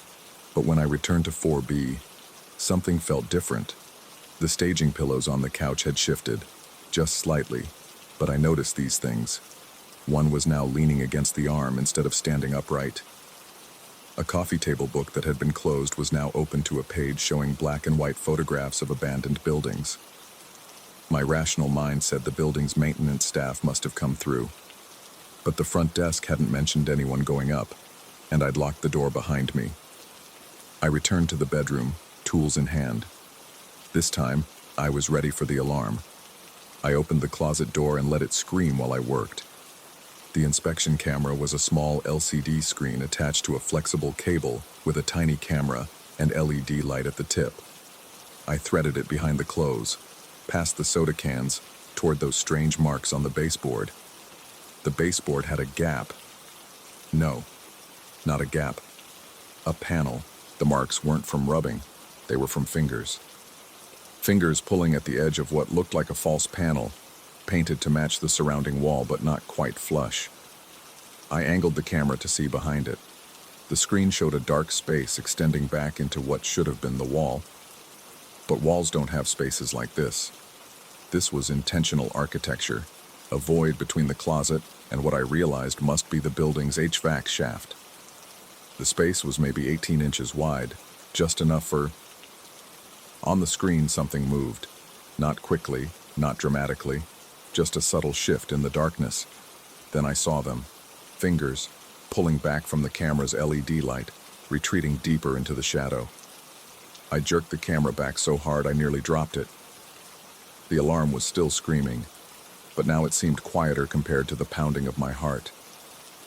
I stood there, holding the camera, staring at that false panel, trying to decide what to do. Then the alarm stopped. I hadn't closed the door. The silence was worse than the noise.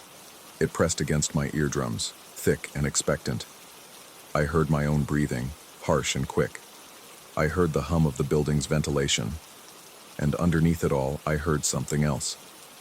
A whisper, barely audible, coming from behind the panel. The words were hard to make out at first, muffled by the wall and the hanging clothes. I leaned closer, still gripping the inspection camera like a weapon. The whisper came again. And this time I understood it. Please close the door.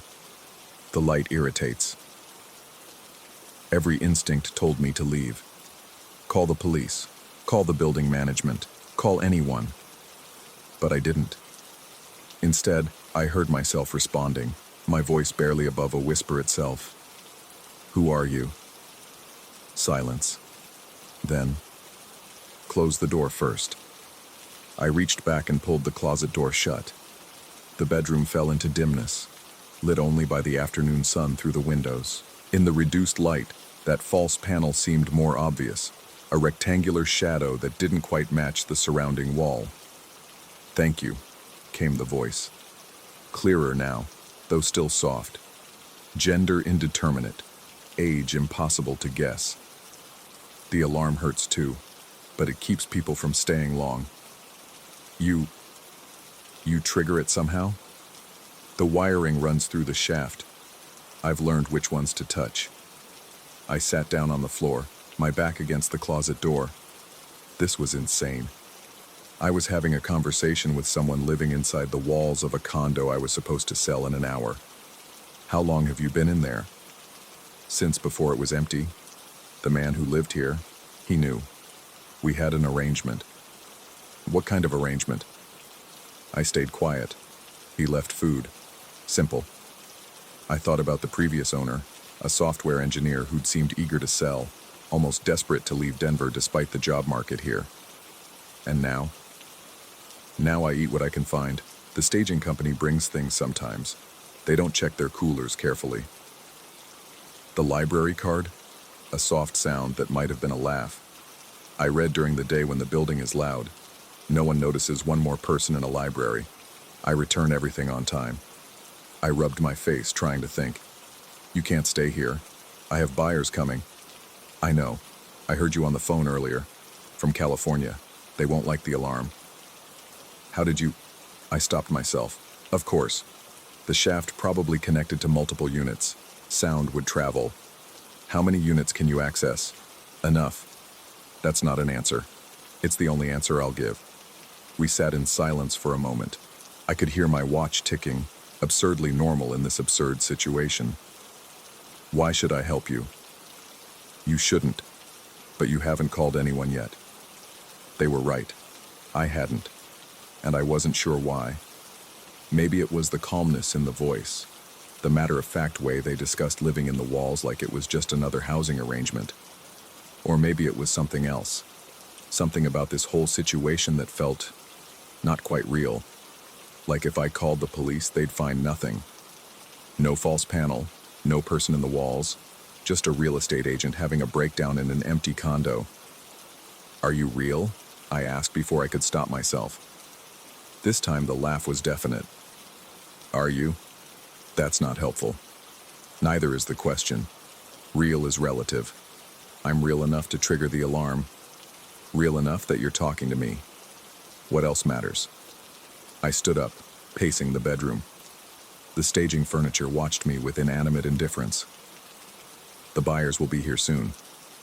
Tell them about the alarm problem. Say it needs to be fixed. They'll lower their offer or walk away. I can't do that. I have a duty to my client. Your client who abandoned me here? That stopped me. He knew about you. He really knew. 3 years. 3 years of our arrangement. Then his company offered him a transfer and he took it. Didn't even say goodbye. Just left one day and never came back. And you stayed? Where else would I go? This is safe. Usually. I checked my phone. 3:28 p.m. Time was running out. What happens if I sell this place? New owners renovate. They always do. They'll find the spaces. Then I'll have to leave anyway. But quickly, suddenly. That's harder. Harder how? Silence. Then, the light isn't the only thing that irritates. I thought about that. About what it meant to live in darkness between walls, to exist in the spaces nobody else knew about. The sound too, the alarm, sound, light, attention, they all hurt isn't the right word. Disturb maybe, like being shaken awake over and over when you're trying to dream. Are you human? I was. Maybe still am. Categories get fuzzy in the dark. My phone buzzed. Text from the buyers. They were running 15 minutes late. Traffic on I-25. That gave me time. But for what? What was I even considering? If I told them about the alarm, I said slowly, and they walked away, what then? Then the listing stays active, the condo stays empty, and I stay quiet. Until the next showing. There's always a next showing. I walked to the window, looking out at the Denver skyline. The mountains were purple in the distance, snow already on the peaks. Normal world, normal view. Behind me, someone or something lived in the walls, manipulating alarms and stealing food from staging companies. The two realities shouldn't exist in the same space, but here they were. Show me, I said suddenly. Show me you're real. You saw my fingers. Not enough. I need to know I'm not having some kind of breakdown. There was a long pause. Then I heard movement in the closet. Not from behind the panel, but in front of it. Hangers sliding on the rod, fabric rustling. I turned around. The closet door was still closed, but underneath it, in the gap between door and floor, something had been pushed through. A photograph. I picked it up with trembling fingers. It was old, maybe from the 1980s based on the color quality. It showed the building, but during construction. The skeleton of steel and concrete, workers in hard hats, and there, circled in faded red pen, a section of the building where the walls didn't quite match the blueprint. Someone had written on the back in pencil, "They built around the spaces. They always do." Where did you get this? The last one left it, before your client, before the one before him. We pass things down. We? There are more of you? Not anymore, just me now. The others found it too hard. The city got too loud, too bright. They went deeper. Deeper. There are always deeper spaces, older ones. But I like it here. I like the library. I like listening to people plan their lives in the units around me. It's like radio, but real. My phone buzzed again. The buyers were parking, 5 minutes away. I need to decide, I said. No, you need to show the condo. I need to decide whether to let you. The casual threat in those words should have scared me. Instead, I felt oddly calm. You could interfere. The alarm is just the beginning. These spaces connect to everything. Plumbing, electric, HVAC. Would your buyers want a condo where the shower runs ice cold during viewings? Where the lights flicker in patterns that spell out warnings? Where the heating system whispers at night? You're threatening me. I'm negotiating. You understand negotiation. I did. 23 years of it, but never like this. What do you want? Time. Give me time to prepare, to find the next space. Tell them about the alarm. Make it sound worse than it is. Buy me a month, maybe 2. And if I don't, and then I make this place unsellable. Not just to these buyers, to anyone, ever. I heard the elevator ding down the hall. Footsteps, voices. The buyers were here. I need an answer, the voice said, urgent now. I straightened my tie, put on my professional smile, and made my choice. Stay quiet. No alarms. Let me handle this. You'll help? I'll do what I always do. I'll sell the truth, just not all of it. The doorbell rang. I walked to answer it, the photograph still in my pocket. As I reached for the handle, I heard the whisper one more time. Thank you. The buyers were exactly what I'd expected. Eager, affluent, already in love with the idea of Denver. I showed them the views first, the kitchen second. By the time we reached the bedroom, I'd built up the positives enough that a negative wouldn't kill the deal. Just temper it. I opened the closet door. No alarm, but I still told them about it. Told them it was intermittent, probably a wiring issue, might need attention. I watched their enthusiasm cool slightly, saw them exchange glances. They still liked the place, but now they'd think harder, maybe lowball the offer, maybe keep looking. After they left, I stood in the empty condo for a long moment. Then I walked back to the closet and knocked gently on the false panel. They'll make an offer, I said. but lower. The seller might not take it. Good, that gives me time. Where will you go? There's a building on 17th Street, older. The spaces there are bigger, darker, better. I wanted to ask more questions. How many of them were there? How long had they been living like this? Were they human once or something else? But I didn't. Some truths are better left partial. I left the condo and filed my showing report. Interested buyers, but concerns about maintenance issues. Suggested price reduction for faster sale. All true, from a certain point of view. That night I couldn't sleep. I kept thinking about the spaces between walls, the gaps in blueprints, the places we don't think to look. I got up and examined my own apartment, running my fingers along the baseboards, checking for seams that shouldn't be there. I found nothing, but that didn't mean nothing was there. The buyers did make an offer, 15% below asking. The seller countered. They went back and forth for a week, then the buyers walked. Said they'd found something else, something without maintenance issues. The condo went back on the market. I showed it 6 more times over the next month. Each time the alarm went off at exactly the wrong moment, or the lights flickered ominously, or strange sounds came from the vents. Each time, I dutifully reported the issues. Each time, the buyers walked. After 2 months, the seller pulled the listing, decided to rent it out instead.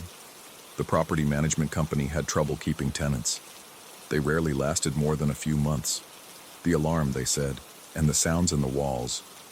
I still drive by the building sometimes. I look up at the 4th floor, at the windows of 4B. Sometimes I think I see movement, just a shadow passing behind the staging furniture that's somehow still there. I think about going back, calling out to the walls, asking if they're still there, but I don't, because I'm not sure I want to know the answer. Not sure if I'm afraid they'll respond, or afraid they won't. Real is relative, they said, and they were right. The condo is real. The sale that didn't happen is real. The commission I didn't earn is real. But what about the conversation? The photograph I still carry in my wallet? The certainty that somewhere in this city, in the spaces between spaces, something that used to be human lives and watches and waits? I've started noticing things I never noticed before. The gaps in construction, the places where walls don't quite meet, the vents that lead nowhere. Denver is full of them. Every city is. We build our lives around these spaces and never think about what might be inside them. Sometimes late at night, when I'm showing an empty property, I find myself talking to the walls. Just casual comments, letting whatever might be listening know that I'm there, that I see the spaces even if I can't see into them. Once, in a loft in Lodo, I swear I heard a whisper back, "We remember you." I've never told anyone about what happened in 4B. Who would believe me? But I've changed how I do my job.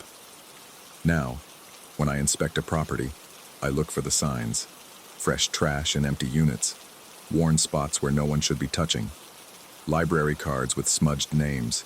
And when I find them, I price the property accordingly. Not enough to kill all interest. Just enough to give them time. Because that's what they need. Time to prepare. Time to find the next space. Time to fade back into the darkness before the light finds them. And I give it to them. One showing at a time. One white lie at a time. One unsold property at a time. My colleagues think I've lost my edge. My sales numbers have dropped. But I sleep better now, knowing that I've found my place in the negotiation between the visible and invisible, between the housed and the hidden, between the real and the relatively real. The photograph from 4B sits in my desk drawer now, alongside 3 others I've collected since then. All from different buildings, different decades, but all showing the same thing, the spaces that aren't supposed to exist, circled in red, marked by those who knew. We pass things down, they said, and now I understand what they meant. Not just photographs and library cards and forgotten food, but knowledge, awareness, the obligation to see what others don't, to protect what others would destroy, to keep the secret that keeps the peace. I still show 4B occasionally. The owner gave up on selling, but hopes spring eternal. Each time, I make sure to trigger something.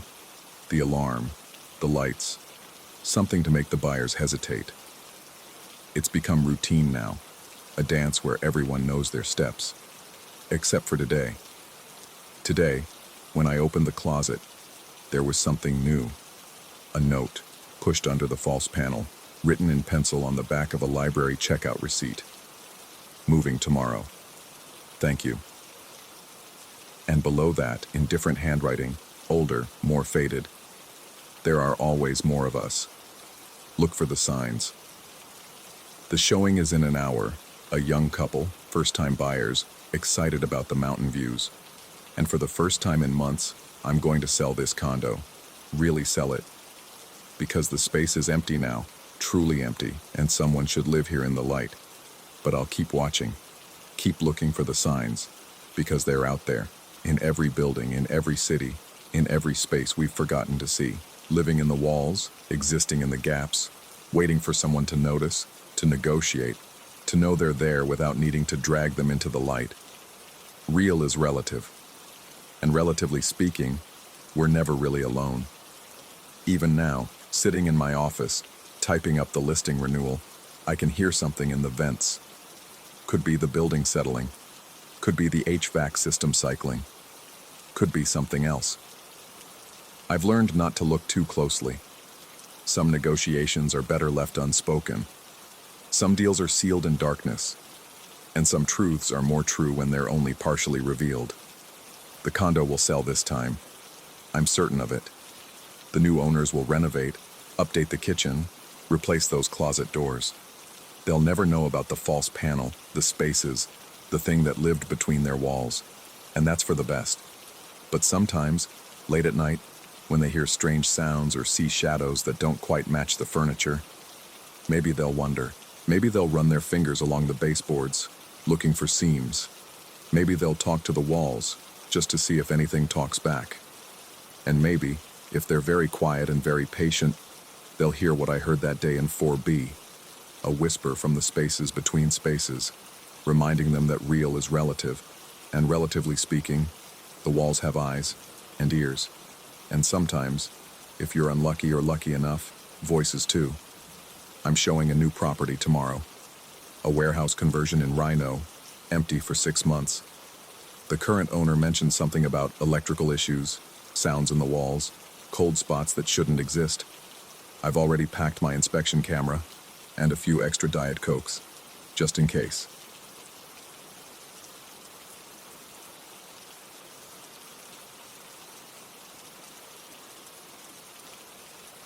Story 8.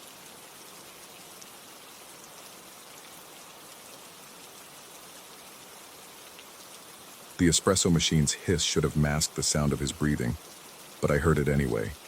That particular rhythm I'd memorized during our 3 weeks together. Even with my back turned, pulling shots for the morning rush, I knew he was there. Third in line, always third, never first, never last. Like a song stuck on repeat at precisely the wrong volume. Portland's February rain hammered the windows of Frequency Coffee, and I focused on the familiar choreography of steam wands and portafilters. Anything to avoid turning around. 6 days had passed since I'd ended things with him in the alley behind the shop. My words dissolving into the mist between dumpsters while he stood there, unnaturally still, his eyes reflecting the streetlight like a cat's.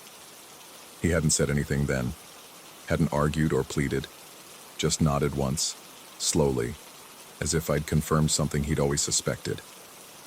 The line moved forward. Second position now. My hands trembled slightly as I handed a cortado to the customer in front of him, and when I finally had no choice but to look up, there he was. Tall frame draped in that same gray raincoat, hood up despite being indoors. His face was partially obscured, but I could see his lips moving silently, mouthing words I couldn't decipher. The usual. My voice came out steadier than expected. He slid exact change across the counter, $3.47, always exact, and I noticed something new. His fingernails had grown long, too long, and beneath them was something dark that might have been dirt or might have been something else. The coins were warm, almost hot, as if he'd been holding them for hours. I made his drink, oat milk cappuccino, extra dry, cinnamon on top, arranged in a pattern he'd once told me resembled sound waves, and when I set it on the counter, he was already gone. The only evidence he'd been there at all was the condensation on the window in the shape of a handprint. Fingers splayed wide against the glass from the outside, though I'd never seen him leave. That evening, I took a different route home, cutting through Laurelhurst Park despite the gathering darkness. The rain had stopped, but moisture still clung to everything, making the world feel muffled and thick. My bike tires whispered against wet asphalt, and I pedaled harder when I noticed another sound beneath them, footsteps matching my pace, though every time I looked back, the path stretched empty behind me. My apartment building's hallway smelled like wet wool and old radiators. As I fumbled with my keys, I noticed it immediately. A package leaning against my door. No shipping label, no stamps, just brown paper tied with the kind of twine I recognized from the coffee shop's pastry boxes. Inside, wrapped in tissue paper that crackled like static, was a burgundy scarf, the exact shade of the one I'd mentioned losing at the coast last month, during one of those drowsy, post-closing conversations when the shop was empty except for us. I'd told him about that scarf while cleaning the espresso machine, how my grandmother had knitted it, how losing it felt like losing a piece of her all over again. He'd been sitting at the counter, fingers drumming a complex rhythm I couldn't follow, and I thought he was barely listening. The scarf in the box was identical down to the drop stitch in the third row from the bottom, the one my grandmother had called her signature imperfection. But it smelled wrong, not like wool or the sea, but like electricity, like the air before lightning strikes. I didn't sleep that night. Instead, I sat by my window watching the street below, where a figure in a gray raincoat stood beneath the streetlight for 3 hours, perfectly still, face tilted up toward my apartment. When a bus finally passed between us, he was gone, but the streetlight flickered in a pattern I recognized, the same rhythm he used to tap on the coffee shop counter. The next morning, I saw him at the laundromat on Alberta Street. Not inside, never inside anymore, but reflected in the windows of the parked cars outside, a gray shape that moved when I moved, stopped when I stopped. Other people walked right through the spaces where his reflection should have been, oblivious, their own reflections swallowing his like he was made of smoke. At the 24-hour grocery store that night, I heard it in the fluorescent lights hum, that rhythm again, encoded in the electrical buzz above the frozen foods section. My shopping cart developed a wobbling wheel that matched it perfectly, and no matter which cart I chose, the sound followed. In the parking lot, my car, which I'd parked under a light, was somehow in darkness, though all the surrounding lights still worked. On the windshield, tucked under a wiper blade, was a piece of sheet music, hand-drawn staff lines, notes I couldn't read but recognized the pattern of. They matched the rhythm. At the top, in handwriting that looked like mine but couldn't have been, were the words, "Our Song." The paper was dry despite the rain that had been falling for hours. I changed my routine completely. New coffee shop to work at. A corporate chain where nobody knew my name. Different gym, different grocery store, different everything. I deleted my social media, changed my phone number, even considered dyeing my hair. But Portland isn't that big, and patterns have a way of reasserting themselves. He found me at the new places, but never quite there. Always adjacent, always parallel. I'd see him in the windows of passing MAX trains while waiting at stops he shouldn't know I used. His gray raincoat would be the only thing moving in security camera feeds at the ATM. Once, at a food cart pod, every customer in line had their hood up, and when they all turned in unison to look at something behind me, I ran without looking back. The gifts continued. A coffee table book about sound wave visualization appeared in my mailbox, which requires a key only I have. A vinyl record of white noise that, when I worked up the courage to play it, contained subliminal patterns that made my apartment's walls seem to breathe. A metronome that ticked in that same rhythm, even after I removed its batteries. Even after I threw it in the dumpster 3 blocks away. It was back on my doorstep the next morning, still ticking. I started documenting everything, taking photos, recording videos, but technology failed around these incidents. Photos came out overexposed or completely black. Videos showed empty spaces where I swore he'd been standing. Audio recordings picked up nothing but static that, if you listened long enough, started to sound like breathing. My coworkers at the new shop began avoiding me. They said I talked to myself during shifts, had conversations with customers who weren't there. Security footage, they claimed, showed me making drinks and setting them on the counter for no one. Exact change appearing from nowhere. I watched the footage myself and saw what they saw. Me, alone, performing an elaborate pantomime of service. But I knew he was there. I could feel the weight of his presence, hear the specific frequency of his existence pressing against mine. Portland's rain started to sound like applause, each drop a tiny clap keeping time with that rhythm. The city itself seemed to be reorganizing around his pattern, traffic lights changing in sequence with it, crosswalk signals beeping it out in code. Even the crows gathering on power lines arranged themselves in formations that matched the notes on that sheet music. I tried leaving Portland, made it as far as Seattle before my car broke down. Nothing the mechanic could find wrong with it, just wouldn't start. The motel room I checked into had a painting above the bed that I swore changed each time I looked away, gradually morphing into a portrait of the coffee shop, the exact view from behind the counter. In the painting's foreground, getting closer each time I looked, was a figure in a gray raincoat. Back in Portland, because where else could I go, I found my apartment rearranged. Nothing dramatic, just everything shifted a few inches from where it had been, as if someone had been living in the spaces between my life. The furniture formed new pathways that led in circles. My records were reorganized not alphabetically or by genre, but by some system I couldn't decode, though when I pulled them out in sequence, the album covers formed a larger image, a map of Portland with certain locations marked. All places I'd seen him, all places I'd been trying to avoid. The morning I decided to confront him, to go back to Frequency Coffee and demand he stop, I found a note slipped under my door. My own handwriting again, but words I'd never write. The playlist only ends when the DJ stops the music. I stood outside Frequency for an hour before opening, watching the familiar interior through windows now fogged with my own breath. Inside, I could see him already there, sitting in what used to be his usual spot, though the shop shouldn't be open yet. He wasn't alone. There were others, all in gray raincoats, all with their hoods up, all sitting perfectly still like they were waiting for something. When I finally pushed open the door, the bell above it rang in that rhythm, and every hooded figure turned toward me in perfect synchronization. But the shop was empty. Just me and the owner, who looked up from counting the till with concern on her face. "You okay?" she asked. "You look like you've seen a ghost." I made myself work that shift, pulled shots and steamed milk while checking constantly over my shoulder. Normal customers came and went, none of them him, none of them in gray raincoats. But in the reflection of the espresso machine's chrome, in the patterns of foam on each latte, in the condensation on the windows, there he was, always there, conducting an invisible orchestra where I was the only instrument. That night, I found another gift. Not at my door this time, but inside my apartment, on my pillow. A cassette tape, unlabeled, and an old Walkman I recognized as the one I'd thrown away years ago. Against every instinct, I put on the headphones and pressed play. It was the sound of my own breathing, recorded while I slept.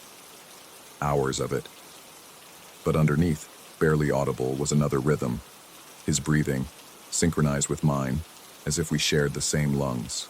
And beneath that, even fainter, was the sound of Portland itself breathing with us, the entire city inhaling and exhaling in perfect time. I still live here, still work at coffee shops, though I've stopped counting how many I've tried. He's always there, not there, there but not there, existing in the spaces between real and reflection, between sound and silence. The gifts continue, items I've lost, things I've mentioned, objects that can't exist but do.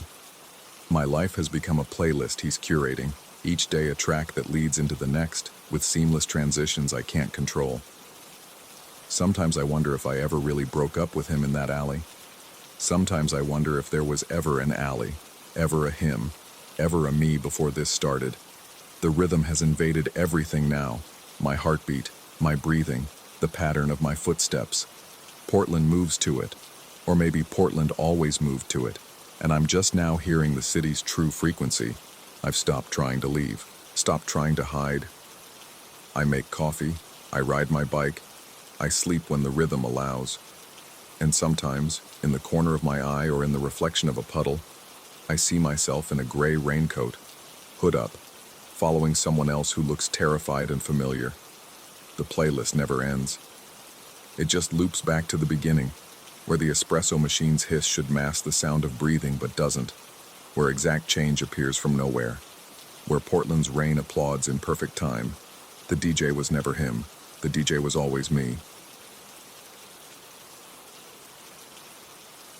Story 9.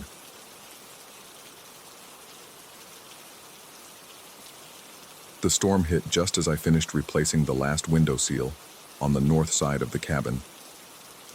Arkansas weather had a way of turning mean without warning, and this November evening was no exception.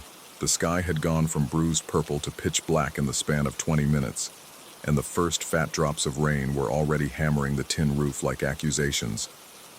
I'd been hired to winterize this old hunting property, tucked so far into the Ozark foothills that my GPS had given up 2 miles back.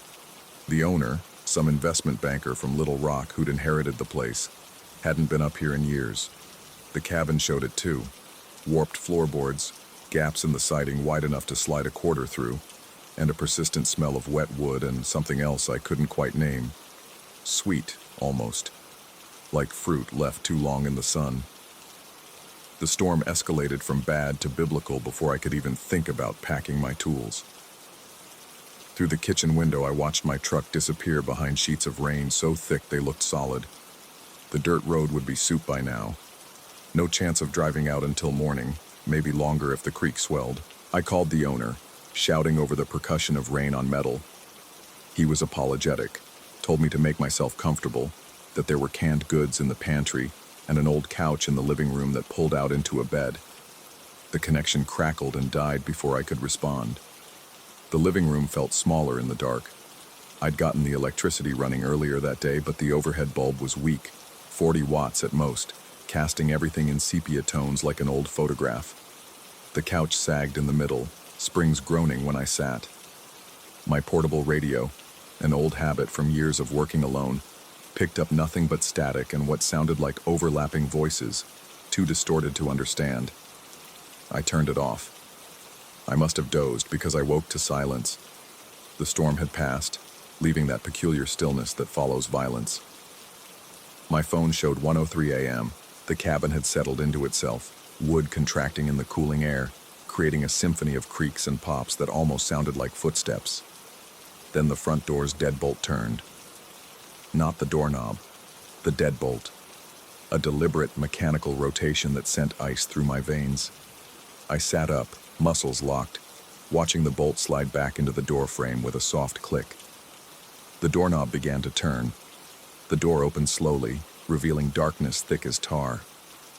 Then a figure stepped through, and my heart stopped.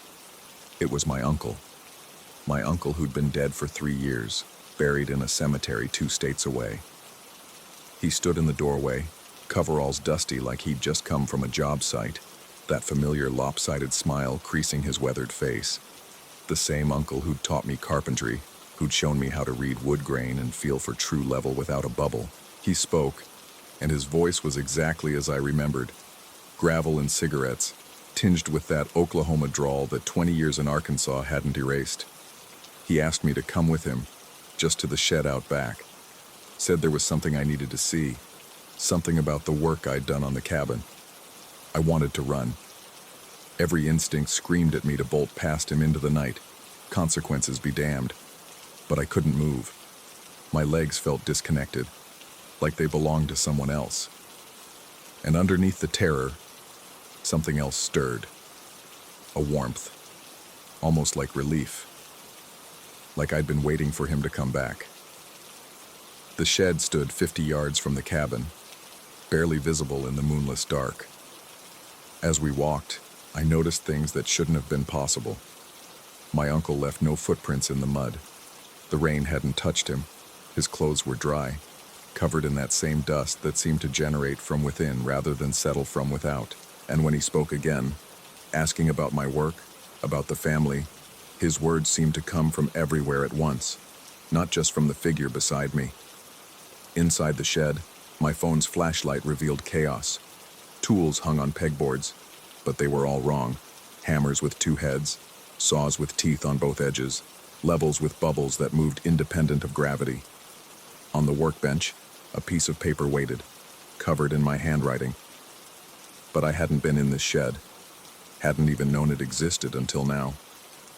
The note was dated with today's date, technically yesterday now, and the time, 1:03 a.m. My exact handwriting, down to the way I crossed my sevens. It read, "Check the foundation, southwest corner. The house is teaching itself your voice." My uncle stood behind me, close enough that I should have felt his breath on my neck, but there was nothing, just cold. When I turned, his face had changed subtly. Features still his, but arranged slightly wrong, like someone had tried to reconstruct him from memory. He spoke again, but this time I heard it clearly. His voice was layered with mine. Not an echo, but both voices speaking simultaneously, occupying the same sonic space. The words came from his mouth and somewhere inside my own throat. I ran then, crashed through the shed door and sprinted back toward the cabin, mud grabbing at my boots. Behind me, the shed creaked and groaned like something large was moving inside it. But not just moving, running, the way I was running, matching my pace exactly. Inside the cabin, I grabbed my phone, tried to call anyone, 911, the owner, my girlfriend back home. The screen showed full bars, but every call connected to the same thing. Overlapping voices, like a crowd all trying to speak at once, and underneath them all, growing clearer, my own voice having a conversation I'd never had. The camera app opened accidentally as I fumbled with the phone.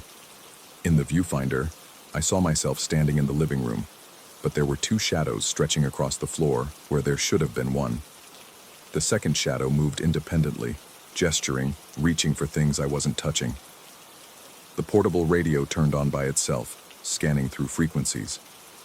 Each station it found was the same, my voice reading what sounded like instructions. Technical specifications for something I didn't understand. Measurements and angles and materials lists, all in language that was both familiar and alien. I focused on the one thing I could control, checking the foundation like the note had said. Maybe if I understood what was happening, I could stop it. The southwest corner of the cabin was accessible through a crawl space, barely 3 feet high. I squeezed in, flashlight beam cutting through decades of dust and cobwebs. The foundation was wrong. Where there should have been a simple concrete footer, someone had built something else. A structure within the structure, older than the cabin above it. Wood and stone arranged in patterns that hurt to look at directly, joints that connected in ways that violated basic geometry. And carved into the central beam, in handwriting that was almost but not quite mine, over and over. The house remembers wrong on purpose. A sound above me, footsteps on the cabin floor. But I was alone. Had been alone since the storm started. The footsteps matched my breathing rhythm, paused when I held my breath, resumed when I exhaled. The house was learning me, calibrating itself to my patterns. I crawled out, covered in dust that looked exactly like what had covered my uncle. In the living room, the couch had been moved, pushed against the wall, making room for something. On the floor where it had been, someone had drawn plans in chalk, architectural blueprints for a room that didn't exist, couldn't exist, dimensions that folded in on themselves, doors that opened onto their own thresholds. My phone buzzed, a text from my own number. "Stop fighting it, the correction is almost complete." I looked at my hands. They were moving without my input, sketching additions to the chalk plans. My handwriting, but not my intention. The additions made the impossible room more impossible, adding layers of contradiction that somehow resolved into something almost coherent. The radio spoke in my voice. Memory is just pattern recognition. The house recognizes patterns better than you do. I tried to leave then, really tried. Made it to the door, hand on the knob. But I could feel it. The house's version of me, more complete than I was. It knew things I'd forgotten. Conversations with my uncle I'd never finished. Projects we'd planned but never built. All the potential paths my life could have taken collapsed into this moment. The mirror by the door showed my reflection, but it was wrong. Not physically. Every detail was perfect. But it was looking back at me with recognition, like it had been waiting. Its lips moved, and I heard my voice from two sources, the reflection and my own throat. Which one of us walks out that door? I couldn't answer because I genuinely didn't know. The house had done its work too well. Every memory felt equally real and false. My uncle teaching me to read wood grain. Had that happened in his workshop or this shed? The girlfriend I'd mentioned calling, what was her name? Did she exist, or was she just something the house thought I should have? The storm had returned, or maybe it had never left.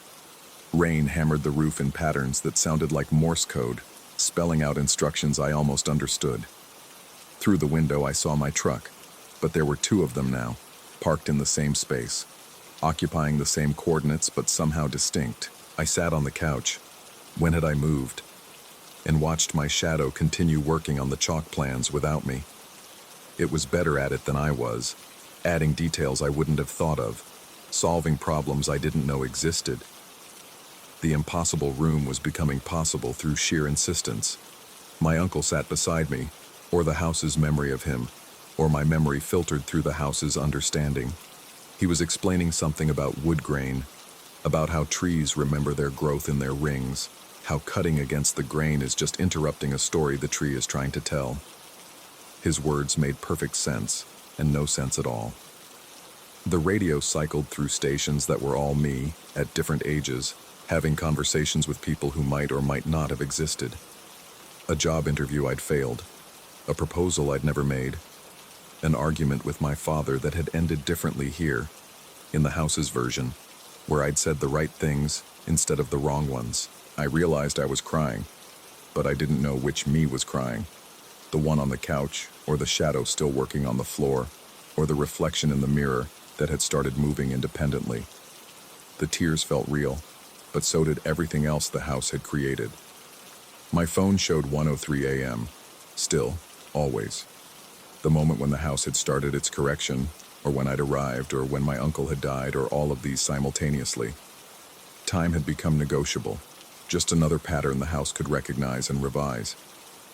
I stood to check the note in the shed again, to see if it had changed, but I was already there, had never left, was still approaching. All versions true. The note now had additions in handwriting that evolved from mine to something else. Instructions for building the impossible room, which I realized had already been built, had always existed, was the cabin itself. The foundation in the southwest corner had spread. Those impossible joints and wrong angles now extended up through the walls, visible through gaps in the siding I'd sealed earlier, or thought I had. The house was rebuilding itself from the inside out, using my memories as blueprints, my voice as narration. I heard myself having a conversation in the kitchen, two versions of my voice discussing the weather, the work, the way wood swells in humidity. Both versions sounded equally real, equally me. I couldn't tell which one I was supposed to be. The shadows had multiplied, not just two now, but dozens, all moving independently, all working on different projects around the cabin, fixing things that weren't broken, breaking things that had been fixed, creating a cycle of maintenance that would never end because the house would never be satisfied with just one version of events. My uncle's voice, or my voice wearing his inflection. You came here to fix the cabin, but the cabin's fixing you, making you complete. All the possibilities you abandoned, all the skills you never developed, all the conversations you never finished. The house remembers them all, and it's generous enough to give them back. I wanted to argue, to insist on my singular, incomplete self. But the words came out in harmony with thoughts I wasn't thinking, agreeing with the correction even as I fought it. The house had learned my patterns too well. It could predict my objections and counter them before I formed them. The impossible room was visible now, somehow existing in the same space as the living room but perpendicular to it. I could see into it without turning my head, a peripheral vision that was more real than direct sight. Inside, multiple versions of me worked on infinite variations of the same project. All of them right, all of them wrong, all of them necessary. The storm outside had become internal. I felt rain in my lungs, thunder in my pulse, lightning in the synapses that couldn't decide which thought to think first. The house was the storm, or I was, or my uncle was, or all of us were just patterns the weather was recognizing and correcting. My phone showed messages I'd never sent to people I might have known, all replied to with versions of my voice offering advice I'd never thought to give. The camera roll filled with photos of shadows, each one showing a different configuration of possibilities, all labeled with timestamps of 1:03 a.m. I tried to remember why I'd come here, but even that was negotiable now. Had I been hired to winterize the cabin, or had I inherited it, or had I built it myself years ago and forgotten? Each version felt equally true, supported by evidence the house eagerly provided. Tools with my initials worn into the handles, photos on the walls of me at different ages standing in rooms I'd never seen, business cards with my name and professions I'd never pursued. The chalk plans on the floor were complete now, showing not just the impossible room but the entire property reimagined. Every structure connected by corridors that existed only when walked through. Every room a memory of what could have been, should have been, was. I stood, or had been standing, or would stand soon, and walked to the door. My reflection walked with me, beside me, through me. We reached for the knob together, turned it with the same motion that had started this, or ended it, or continued it. Outside, the storm had cleared to reveal a sky full of stars I didn't recognize, constellations that spelled out words in handwriting that was almost mine. The shed door hung open, and I could see myself inside, still reading the note, still arriving at the realization that the house was teaching itself my voice. The truck was running, had been running, would always be running. Two shadows in the driver's seat, both with their hands on the wheel, both deciding whether to drive away or stay and finish the work. The radio played our conversation, the one we were having now, would have tomorrow, had yesterday at 1:03 a.m. I understood then that leaving was impossible because I'd already left, was still here, would always be arriving. The house had corrected the limitation of linear experience, had given me the gift of all my possibilities simultaneously. The terror wasn't in losing myself, but in finding too many selves to lose. My uncle waved from the shed, or I waved wearing his face, or the house waved using both of us as fingers. The gesture meant goodbye and hello and see you at 1:03, always 1:03, when the door would open and the correction would begin again, each time adding another layer, another voice, another shadow to the collection the house was building. I walked back inside because I'd never left, closed the door that was already closed, sat on the couch where I was already sitting. The radio spoke in a chorus of my voices, harmonizing into something that was almost music, almost screaming, almost silence. The work would continue tomorrow, had continued yesterday, was continuing now. The cabin would never be winterized because winter was just another pattern the house could recognize and correct. And I would be here, all of me, every version the house remembered and the ones it was still learning, fixing things that couldn't be fixed, breaking things that couldn't be broken, existing in the space between what was and what the house insisted should be, somewhere, in a version of events the house hadn't corrected yet. My phone might ring with the real owner asking about my progress.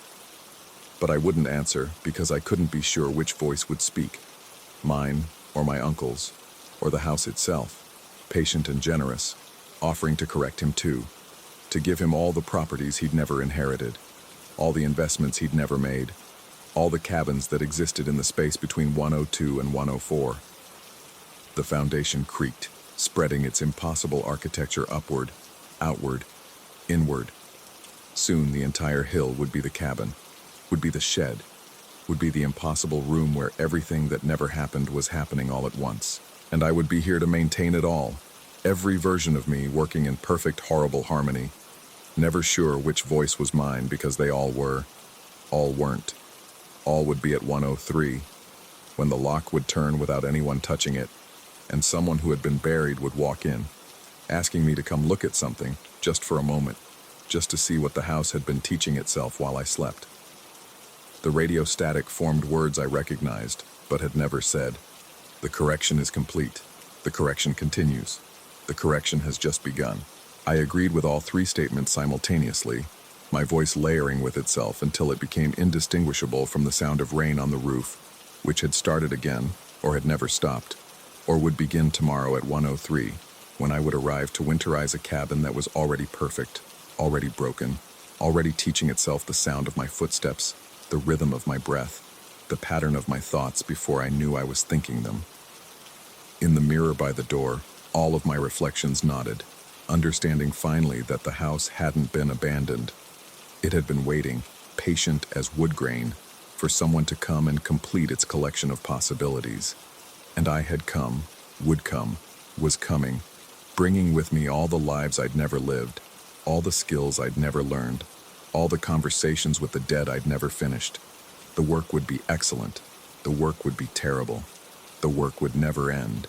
And somewhere, in the sound of settling wood and the whisper of wind through gaps that existed and didn't exist, I heard the house learning my laugh, practicing it, getting it almost right but not quite, saving the perfect version for 1:03, when everything would begin again, and I would meet myself coming through the door, dusty with possibilities, asking myself to come see something in the shed, something about the work I'd done, would do, was doing now, forever, in the space between heartbeats where the house kept all its corrections, waiting. The note in my handwriting that I'd never written was right.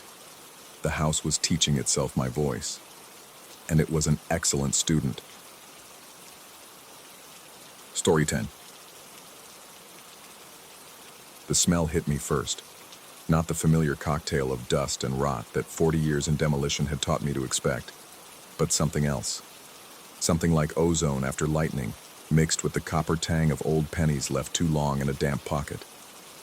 I stood in what remained of the Oregon farmhouse's eastern wall, my sledgehammer hanging loose in my grip, staring at the narrow gap that shouldn't have existed.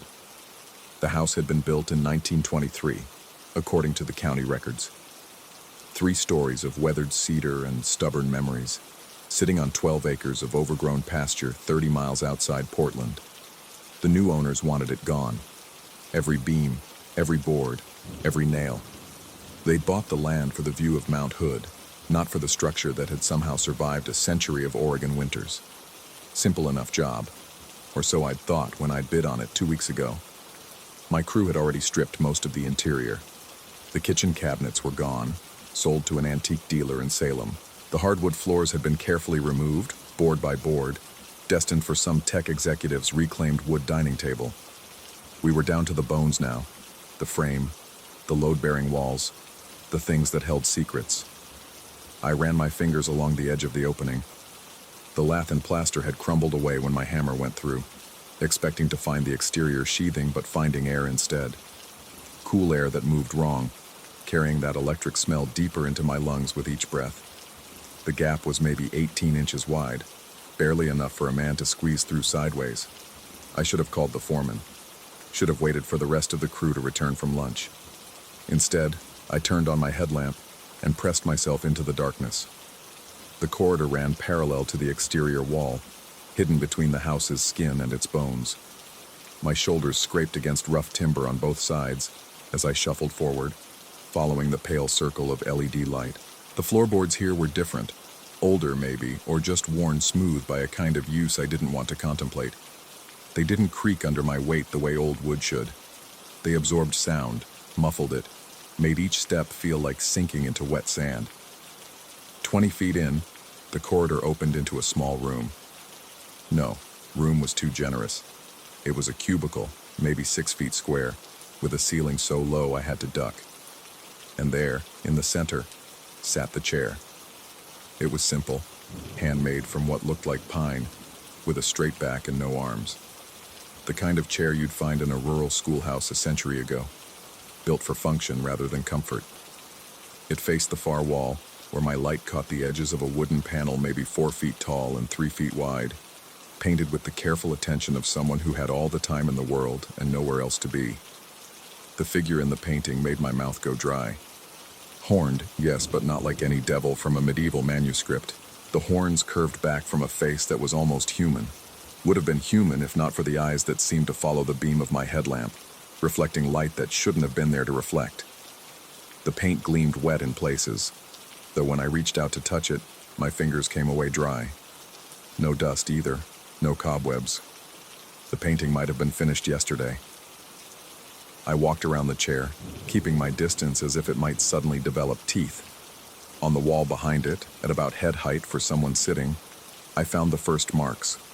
Smooth indentations in the plaster, each one the size and shape of the back of a human skull. Dozens of them, all at the exact same height, overlapping in places like a macabre Venn diagram. Some were deeper than others. Some had worn through to the lath beneath.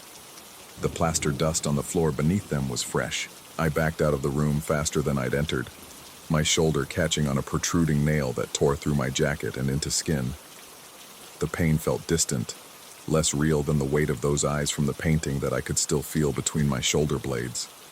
The crew was waiting when I emerged, their lunch break over, but none of them would meet my eyes. They'd heard something while I was inside, they said. Footsteps, heavy ones, pacing inside the wall opposite the one I'd breached. Pacing, then stopping. Then what sounded like someone sitting down in a chair, the wood creaking under their weight.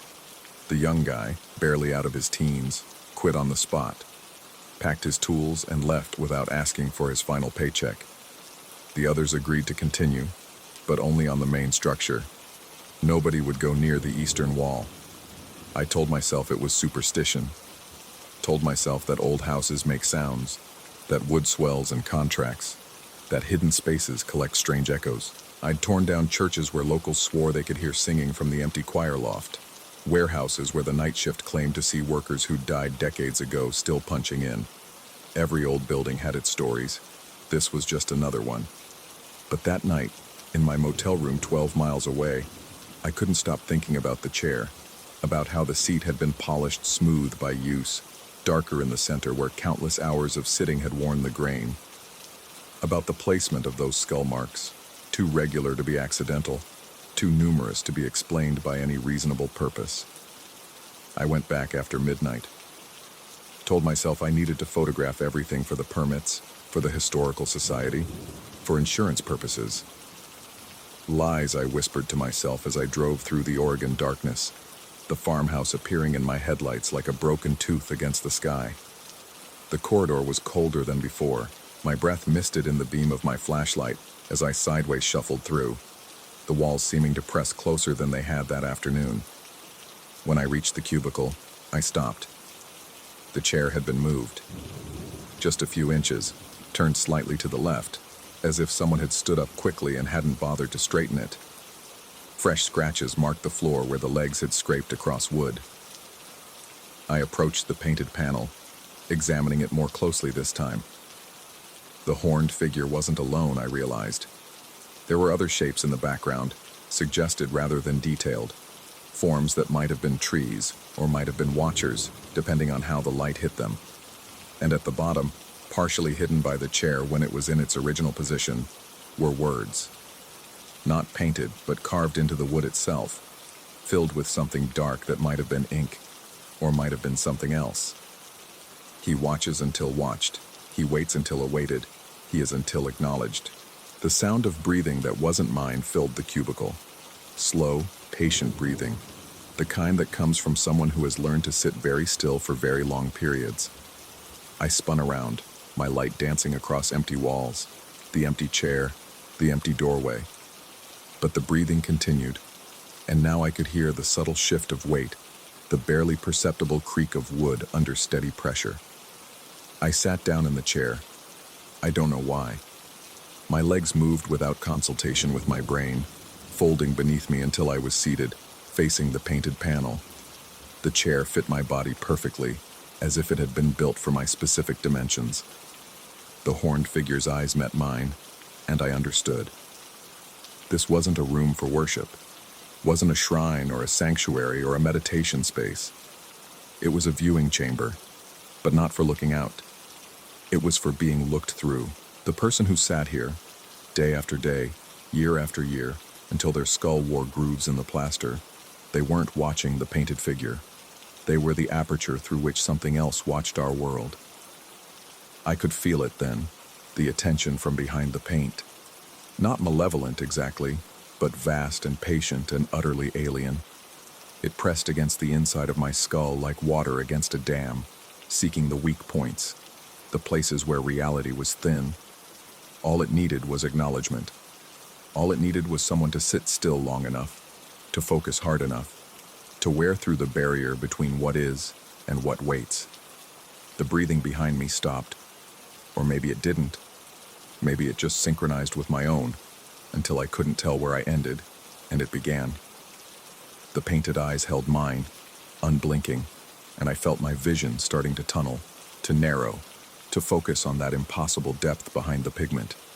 My phone rang. The sound shattered whatever spell had been building, and I lurched out of the chair so violently that it toppled backward. The client's name showed on the screen.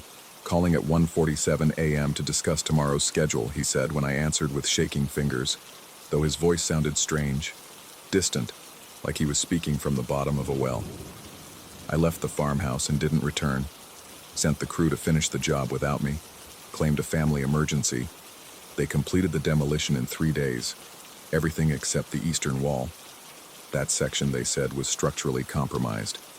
Every time they tried to bring it down, they heard movement inside, footsteps that matched their own, breathing that echoed their breathing. The excavator operator claimed he saw someone sitting in the cab with him, just a shadow in his peripheral vision that disappeared when he turned to look.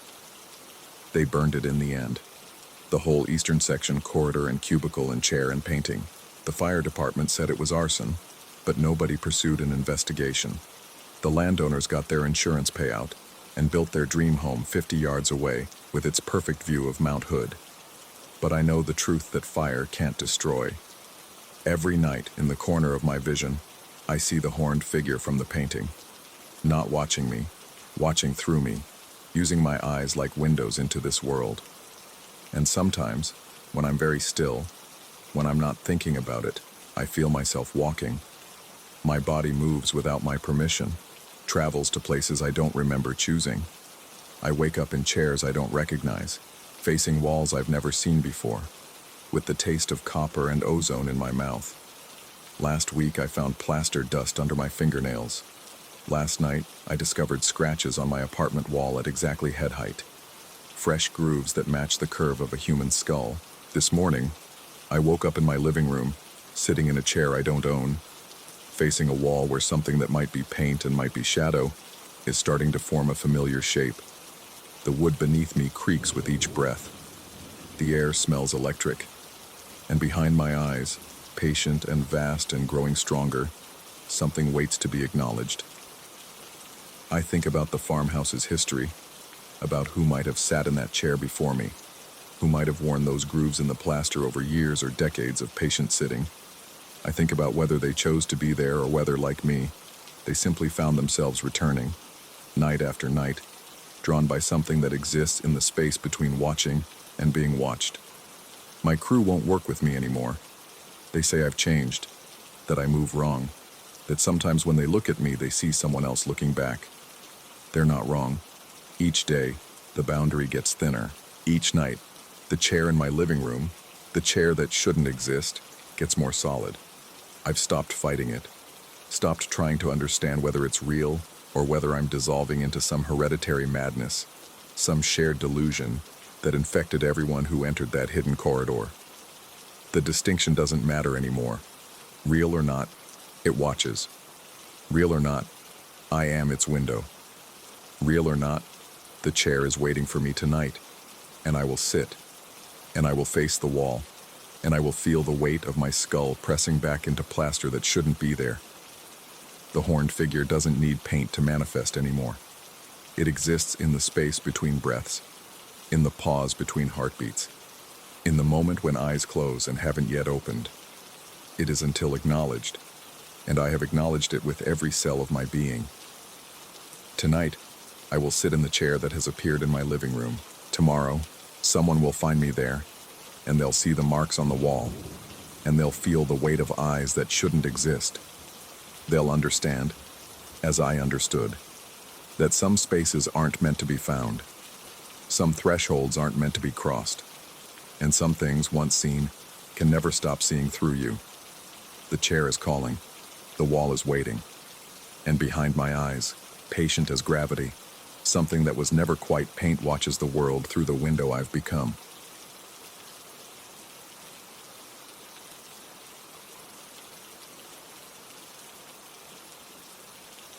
Story 11.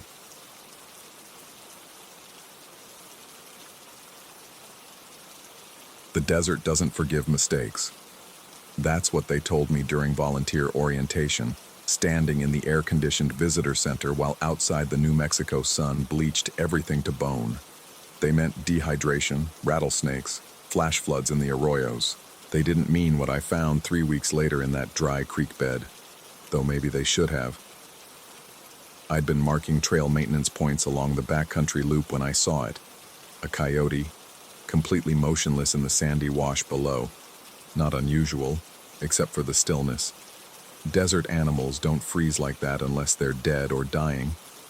I scrambled down the embankment, boots sliding on loose scree, flashlight bouncing against my hip even though the afternoon sun still hung heavy in the sky.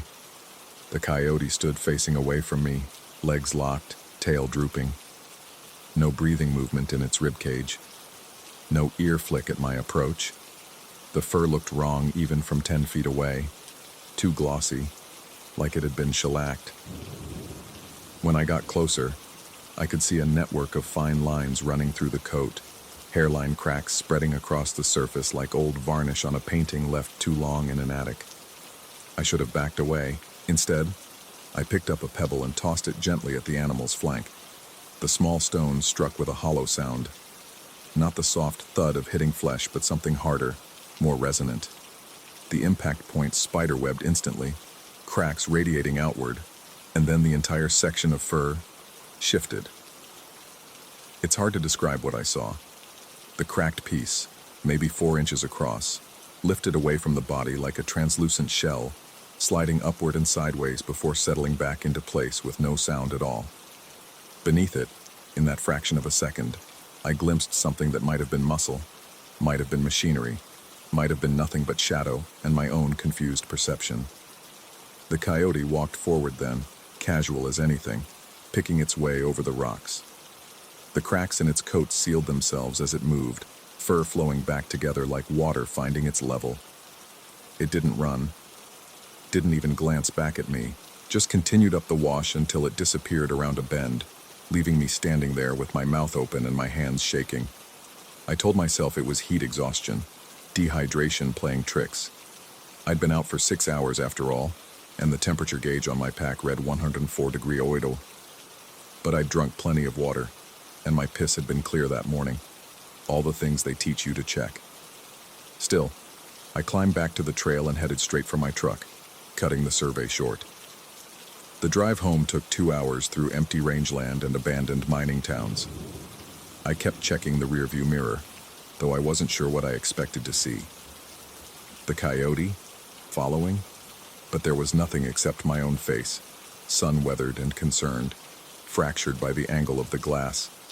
No, that wasn't right. I adjusted the mirror, but the fractures remained. Fine lines dividing my reflection into segments, like a stained glass window of my own face. I rubbed my eyes, looked again. The cracks were gone. Just ordinary glass, ordinary reflection. Stress, I decided. Definitely stress. That night I dreamed of assemblages, things taken apart and put back together wrong. A hawk with its wings attached backward, a roadrunner with too many legs, scuttling sideways like a crab, and through it all, that coyote watching from the edge of my vision, its coat crackling like radio static. 3 days passed before I found the sand. I'd gone grocery shopping, normal Saturday morning routine. Nothing unusual except the persistent feeling that someone was watching me in the cereal aisle. When I opened my trunk to load the bags, there it was, a small pile of reddish sand in the corner where the carpet met the wheel well. The exact color and texture of the arroyo where I'd seen the coyote. The grains were even warm to the touch, as if they'd been baking in afternoon sun rather than sitting in my garage all night. I hadn't been back to that trail, hadn't been anywhere near that part of the desert. I vacuumed it out, told myself it must have been there before, that I'd tracked it in on my boots some other time and simply hadn't noticed. But I knew the truth. I kept my truck spotless, checking it after every trail run for scorpions and spiders. That sand was new. The fractures in the mirror returned that evening, not constantly but in flashes. I'd glance up from brushing my teeth and see my face divided into neat sections, each one slightly offset from the others, before blinking and finding everything normal again. Once, just once, I saw one section slide upward exactly like that piece of the coyote's fur, revealing darkness underneath before snapping back into place.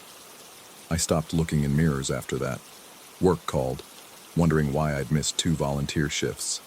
I made excuses, flu, family emergency, car trouble, lies that tasted like sand in my mouth. The truth was I couldn't face the desert again. Not yet, not while I still felt unfinished, like something had been peeled away from me out there and hadn't quite been put back right. The sand kept appearing, little deposits in impossible places, in my kitchen drawer among the silverware, inside my work boots that had been in the closet for a week, a thin line of it along my windowsill one morning, as if someone had tried to pour it through the gap but couldn't quite fit. Always that same red-brown color, always warm, always smelling faintly of creosote and sun-baked stone. I started keeping samples in small jars, labeling them with dates and locations found. Evidence, though evidence of what I couldn't say. The collection grew, 17 jars in 2 weeks. I'd wake up at 3 in the morning and check them, making sure the sand hadn't moved, hadn't reformed into tiny coyote shapes behind the glass. One night, this was maybe 3 weeks after the first encounter, I heard something in my backyard, a scratching, shuffling sound, like something dragging itself through gravel. I crept to the window, peered through the blinds. The motion sensor light had triggered, illuminating a perfect circle of desert landscaping I'd installed the previous year. Empty. Nothing there but my struggling ocotillo and a few decorative boulders. But the sand around the largest boulder had been disturbed. Tracks led to it and simply stopped, as if whatever made them had walked straight into the stone. I grabbed a flashlight, went outside against every horror movie instinct screaming in my head. The tracks were real. Coyote prints, but wrong. Too deep, too regular, like something mechanical trying to imitate an animal's gait. I aimed my flashlight at the boulder. Its surface was covered in hairline cracks. I backed into my house, locked the door, and sat in my living room with all the lights on until dawn. When I finally got the courage to look outside again, the boulder was whole, unmarked. The tracks were gone. But there was sand on my doormat, arranged in a perfect spiral pattern that no wind could have created. The feeling of being watched intensified. Not malevolent exactly, but curious. Clinical. Like I was being studied, cataloged, taken apart piece by piece to see how I worked. I'd catch movement in my peripheral vision, a shadow that didn't match anything casting it, a shape that resolved into nothing when I turned to look. My reflection grew increasingly unreliable. Sometimes the fractures, sometimes missing pieces entirely, gaps where parts of my face should be. Sometimes everything normal, which was almost worse because it meant I couldn't trust my own perceptions. I researched, spent hours online looking for similar experiences, finding nothing but obvious fiction and conspiracy theories. Checked old maps of the area, learning that the arroyo where I'd seen the coyote had been a uranium mining site in the 1950s, abandoned after a series of unexplained equipment failures. Workers had reported strange animal behavior, machines that reassembled themselves overnight. But the records were sparse, heavily redacted, officially dismissed as mass hysteria brought on by isolation and heat exposure. The sand kept coming. I stopped cleaning it up, let it accumulate in corners and crevices. It felt like surrender, but also like acceptance. Whatever was happening, fighting it seemed pointless. I was being restructured, piece by piece, and I couldn't even say for certain whether it was happening to my body or just my mind. I went back to the arroyo yesterday. Had to. The compulsion had been building for days. an itch beneath my skin that no amount of scratching could reach. The place looked exactly as I'd left it. Dry wash, scattered rocks, scraggly vegetation clinging to the banks. No sign of the coyote. But the sand at my feet formed patterns as I walked, geometric designs that held for a moment before collapsing back into randomness. I sat on a flat rock and waited. The sun tracked across the sky, my shadow rotating like a sundial. The desert silence pressed against my eardrums, so complete it had its own sound. A high-pitched whine that might have been blood rushing through capillaries or something else entirely. It came at sunset. Not the same coyote. I understood that now. Maybe there had never been a coyote at all, just something wearing the shape of one, trying it on like clothing. This time it was a kit fox, small and delicate, standing in the same frozen posture. The fur crackled with those familiar lines, sections ready to lift away at the slightest disturbance. I didn't throw a stone this time. I walked up to it, knelt down, and gently touched one of the fractured sections. It lifted away under my fingers, weightless as paper. Underneath was nothing, not darkness, not machinery, but genuine absence. A void in the shape of what should have been there. The fragment in my hand felt warm, alive despite its brittleness. I could see through it partially, like looking through amber or old glass. And in that translucent surface, I saw my own reflection. Not fractured this time, but whole. More whole than I'd ever been, actually. Complete in a way that made my actual body feel like a rough draft. I set the fragment back in place. It sealed immediately, perfectly, as if it had never been removed. The fox walked away, and I let it go. We understood each other now, I think. Both of us assemblages, both of us held together by habit more than nature. The drive home was quiet. No checking mirrors. I knew what I'd see. The fractures were permanent now. Part of me rather than something imposed. I could feel them. Fault lines running through my consciousness. Places where I could separate if I wanted to. Examine my own components. Maybe even rearrange them into something more suitable for this desert that doesn't forgive mistakes, but occasionally revises them. There's sand in my coffee mug this morning. I don't remember making coffee. Don't remember waking up, actually. Though I must have, because here I am, sitting at my kitchen table, watching the sun rise over the mountains. The sand swirls in the liquid, forming patterns I almost recognize, symbols that might be language if I could hold them still long enough to read. My neighbor waves from his driveway.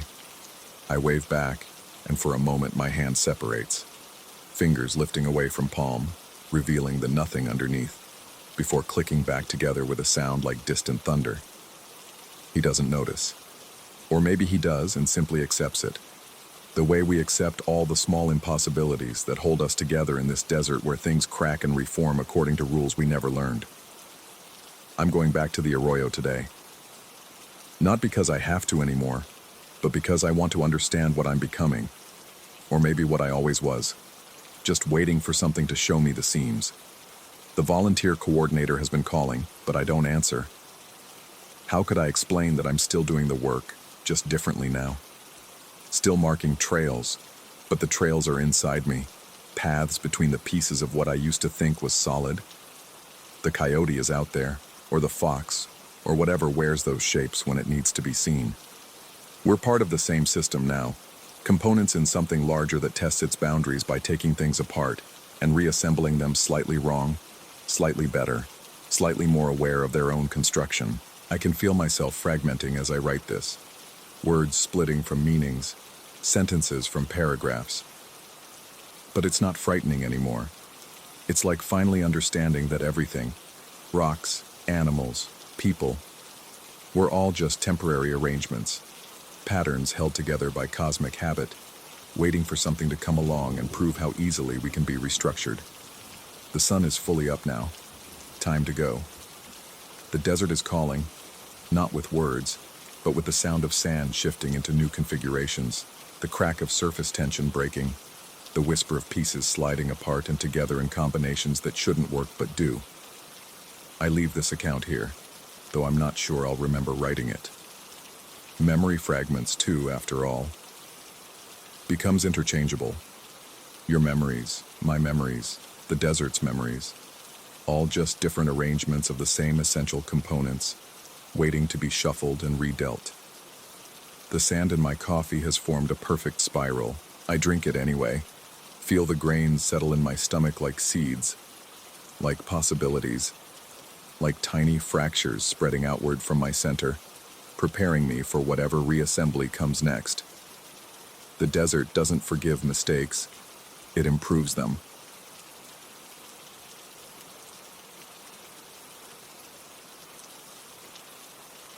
Story 12.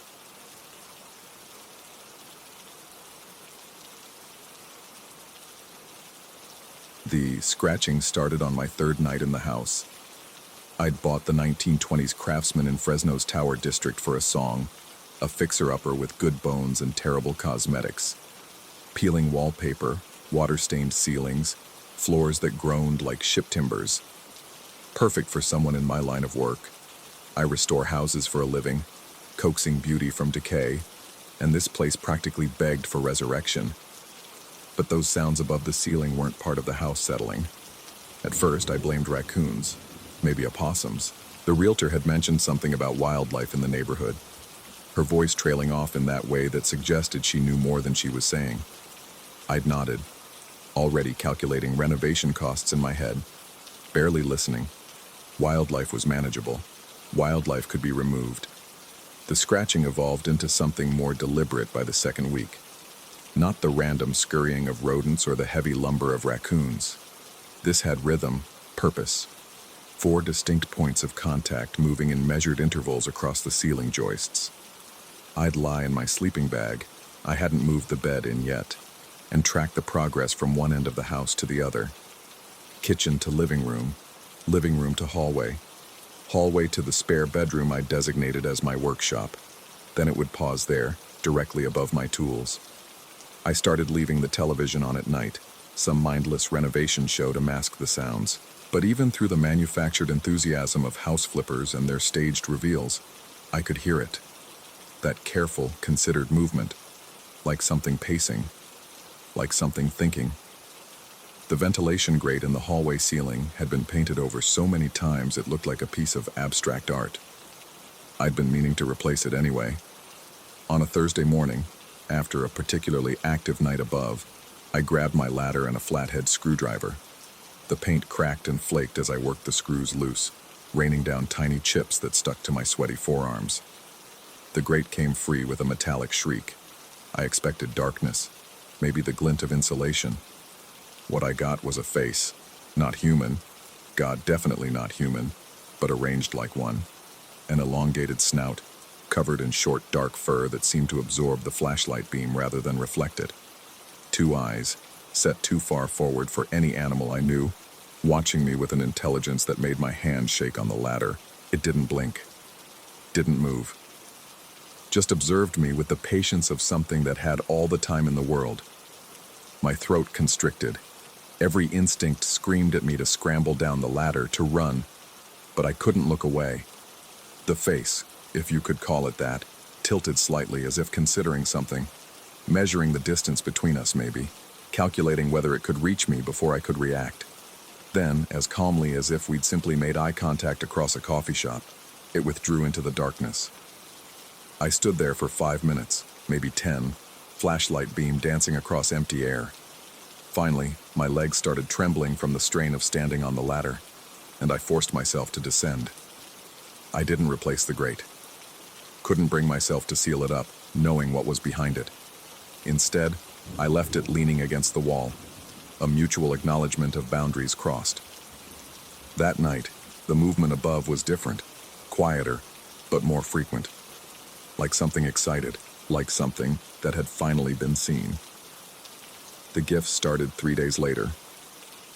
I woke to find 7 wine corks arranged in a perfect line across my kitchen counter. Old corks, stained purple and red, some with dates from the 1960s. I didn't own any wine corks. The previous owners had left the house stripped bare, not even a forgotten coat hanger in the closets. I threw them in the trash. The next morning, they were back. Same position, same spacing. But now there were 9. I started documenting everything. Photos on my phone, timestamps, measurements. The rows of corks grew longer, more complex. Patterns emerged, alternating colors, sizes arranged from largest to smallest. One morning I found them arranged in a spiral, each cork standing on its end, defying physics with their perfect balance. Then came the dust, not random dust bunnies or the usual accumulation of daily life. These were deliberate lines, drawn across my workshop floor in the fine gray powder that accumulates in old attics. Geometric patterns at first, triangles, squares, intersecting lines. I'd sweep them up, and new ones would appear overnight, more intricate than before. Mandalas, mazes. Once, what looked like a floor plan of the house itself, complete with a small X marking the spot where I'd first seen the face. The trading cards appeared on a Tuesday. Vintage baseball cards from the 1950s, their edges soft with age. Faces of players I didn't recognize staring up from my kitchen table. I picked one up, carefully, with the reverence these things deserved, and studied it. The player's statistics were on the back, but something was off. The numbers didn't match any reasonable baseball performance. Batting average of 234. Home runs, 7. Years played, 1947, 2023. I told myself the previous owners must have had a collection. Maybe they'd hidden them in the walls or attic. And my visitor, I'd started thinking of it as singular, though I had no proof, was simply finding and relocating them. But the cards changed each night. Different players, different years, always with those impossible statistics that hurt to think about too long. Sleep became negotiable. I'd drift off around midnight, only to wake at 3 a.m. to the sound of something descending through the walls. Not climbing, descending, like it was lowering itself hand over hand down the interior of the drywall. I'd lie there, paralyzed, listening as it reached the first floor and began its work. Sometimes I'd gather courage and creep to the kitchen doorway, peering around the corner. I never saw it directly, but I saw shadows that didn't match any light source. Shadows with too many joints, bending in ways that made my eyes water. Once I swear I saw a hand, or something hand adjacent, carefully adjusting the position of a cork, getting the spacing just right. The renovation work suffered. How could I focus on stripping wallpaper when I knew something was watching from above? I'd catch glimpses of movement in my peripheral vision while working, a dark shape at the edge of the open grate, gone when I turned to look. My tools would migrate overnight, appearing in rooms I hadn't entered in days. The level I'd been using to hang pictures showed up balanced on top of the bathroom door, impossible to reach without a ladder I didn't own. I tried staying awake one full night, sitting in the kitchen with all the lights on, waiting. Around 2 a.m., the temperature dropped 10 degrees in as many seconds. My breath misted in the sudden cold, and I heard it clearly. Breathing that wasn't mine, coming from directly above. Slow, measured inhalations and exhalations that seemed to sync with my own before deliberately going off rhythm, as if to emphasize the difference between us. I said something then, not planned, just blurted out in the exhausted delirium of too many sleepless nights. Asked if it had a name. The breathing stopped. For 3 days. Nothing. No sounds, no gifts, no rearranged objects. The house felt genuinely empty for the first time since I'd moved in, and the absence was somehow worse than the presence had been. I found myself checking the open grate obsessively, even calling up into the darkness like an idiot, asking if it was still there. On the 4th night, I woke to find my entire living room rearranged. Not ransacked, arranged. My tools lined up by size along one wall. The drop cloths I'd been using folded into perfect squares and stacked in order of increasing stain coverage. The paint cans organized by color in a gradient from light to dark. And in the center of it all, spelled out in those vintage baseball cards, "Both live here." I sat on the floor and laughed, hysterical, exhausted laughter that probably would have concerned anyone listening. But no one was listening except my housemate, and it already knew I was losing it. That was 2 months ago. The gifts have evolved into something like communication. I leave questions written on index cards near the open grate, simple ones. Nothing too existential. The answers come in cork arrangements, dust patterns, or items I can't explain. I asked if it had lived here long, and the next morning found a daguerreotype tucked between my coffee maker and the wall. The image showed the house under construction, and in the unfinished attic framework, a shadow that might have been structural, or might not. I've stopped trying to see it directly. We've established boundaries. It stays above after sunset. I don't seal any vents or investigate the attic. The renovation work continues during daylight hours, and sometimes I find my measurements corrected in pencil, tiny notes in handwriting that hurts to look at directly, suggesting better approaches to restore the original architecture. Last week I found my business cards rearranged in my wallet. They now read, Restoration and Cohabitation Specialist. The neighbors think I'm losing it. I catch them glancing at the house when they think I'm not watching, and they cross the street rather than walk directly past. The mailman leaves packages at the foot of the porch steps instead of by the door. Even the neighborhood cats avoid my yard, though something leaves dead mice arranged in geometric patterns on my back deck twice a week. I've started talking to them, while I work, explaining what I'm doing, why certain restoration choices matter, how the house would have looked in its prime. Sometimes tools appear exactly when I need them, even ones I don't own. A specific type of vintage wood plane that's perfect for the original trim. A tin of discontinued stain that matches the floors exactly. Once, an entire set of period-appropriate doorknobs still in their original 1920s packaging, though the store label is for a company that I can't find any record of existing. The crawl space access in the master bedroom closet has been sealed since I moved in, painted over like the vents, but more deliberately. Multiple layers of paint, then caulk, then more paint. Like someone really wanted it to stay closed. I've been avoiding dealing with it, but yesterday I found it outlined in red chalk, with an arrow pointing to it, and what might have been a question mark if question marks had too many curves. I know I should leave, pack up my tools, break the lease, find another project house in another city where the only things in the attic are insulation and maybe some Christmas decorations from the 1980s. But I can't shake the feeling that the house needs this, needs both of us. The restoration work has never gone better. I'm ahead of schedule, under budget, and the results are beyond what I imagined. The original hardwood gleams like honey in the afternoon light.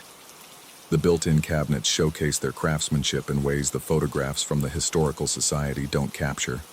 Besides, where else would I go? Every house has its own history, its own accumulated presence. At least here, we have an understanding. Though I've been having dreams lately. Dreams where I'm the one crawling through the walls, leaving gifts for something living in the main house. Dreams where my fingers have too many joints, and my reflection in the original glass windows shows a face that's almost human, but not quite. Dreams where I wake up in the attic, curled in a nest of vintage insulation and old newspapers, looking down through the open grate at my own empty sleeping bag below.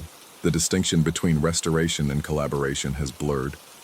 I strip wallpaper and find messages underneath, written in the same spidery hand that corrects my measurements. They're not threatening, more like observations. The kitchen was yellow once. They had 3 daughters. The dog was buried under the oak. There is no oak in the yard. I've checked the property records, the old photographs. No oak tree has ever stood on this lot. But last Tuesday, I found an acorn on my pillow. Fresh, green, still smelling of bark and rain. I planted it in the backyard, in a spot that felt right. That night, the movement above sounded different. Satisfied, maybe, or anticipatory. The house is almost finished now. The renovation, I mean. Though I'm starting to think that's not the right word for what's happening here. Renovation implies returning something to a former state. This feels more like evolution, the house becoming what it was always meant to be, with 2 curators guiding its transformation. Sometimes I stand in the hallway, looking up at the open grate, and I can feel it looking back. Not with malevolence or hunger, but with something like recognition. Like we're both doing what we're supposed to be doing, playing roles written into the foundation and framework decades before either of us arrived. The previous owners left one thing behind, I discovered yesterday. A letter tucked behind a loose brick in the basement. Water damaged and barely legible, but I could make out enough. Agreement stands as discussed. Upper portion remains. Mutual benefit. Do not disturb the... The rest was gone, eaten by time and moisture. But I understood enough. Tonight, I'm going to unseal the crawl space in the master bedroom. Not because I want to, but because it's time.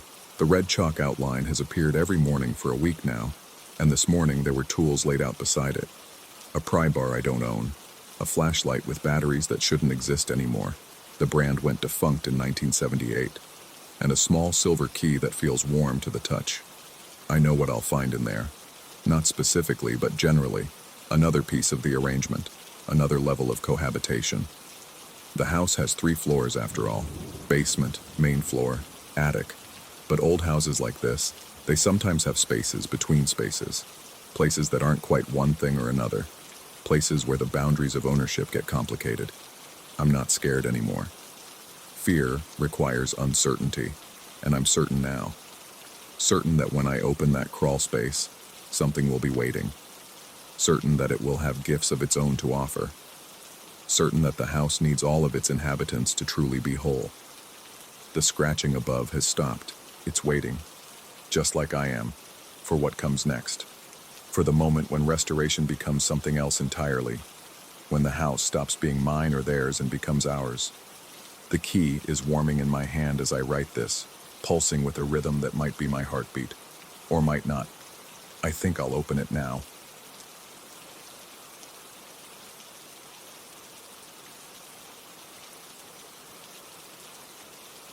Story 13.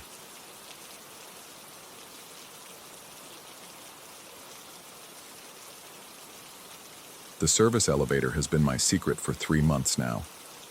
While the other interns crowd into the main lifts like cattle, pressing against each other in their polyester suits and drowning in each other's cologne, I slip around the corner to the freight entrance. The security guard stopped questioning me after the second week. Just another invisible body hauling boxes for the partners on 42. It was a Friday in October when I first saw it, or him, or whatever exists in the brushed steel reflection of that elevator. The day had been particularly brutal.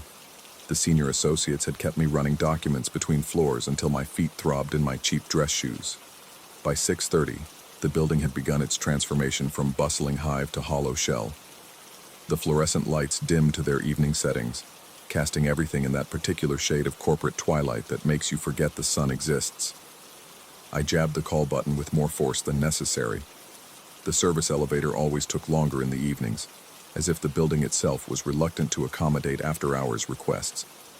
When the doors finally groaned open, I stepped inside and hit the button for the lobby, already mentally rehearsing my excuse for why I'd be late to meet my roommate.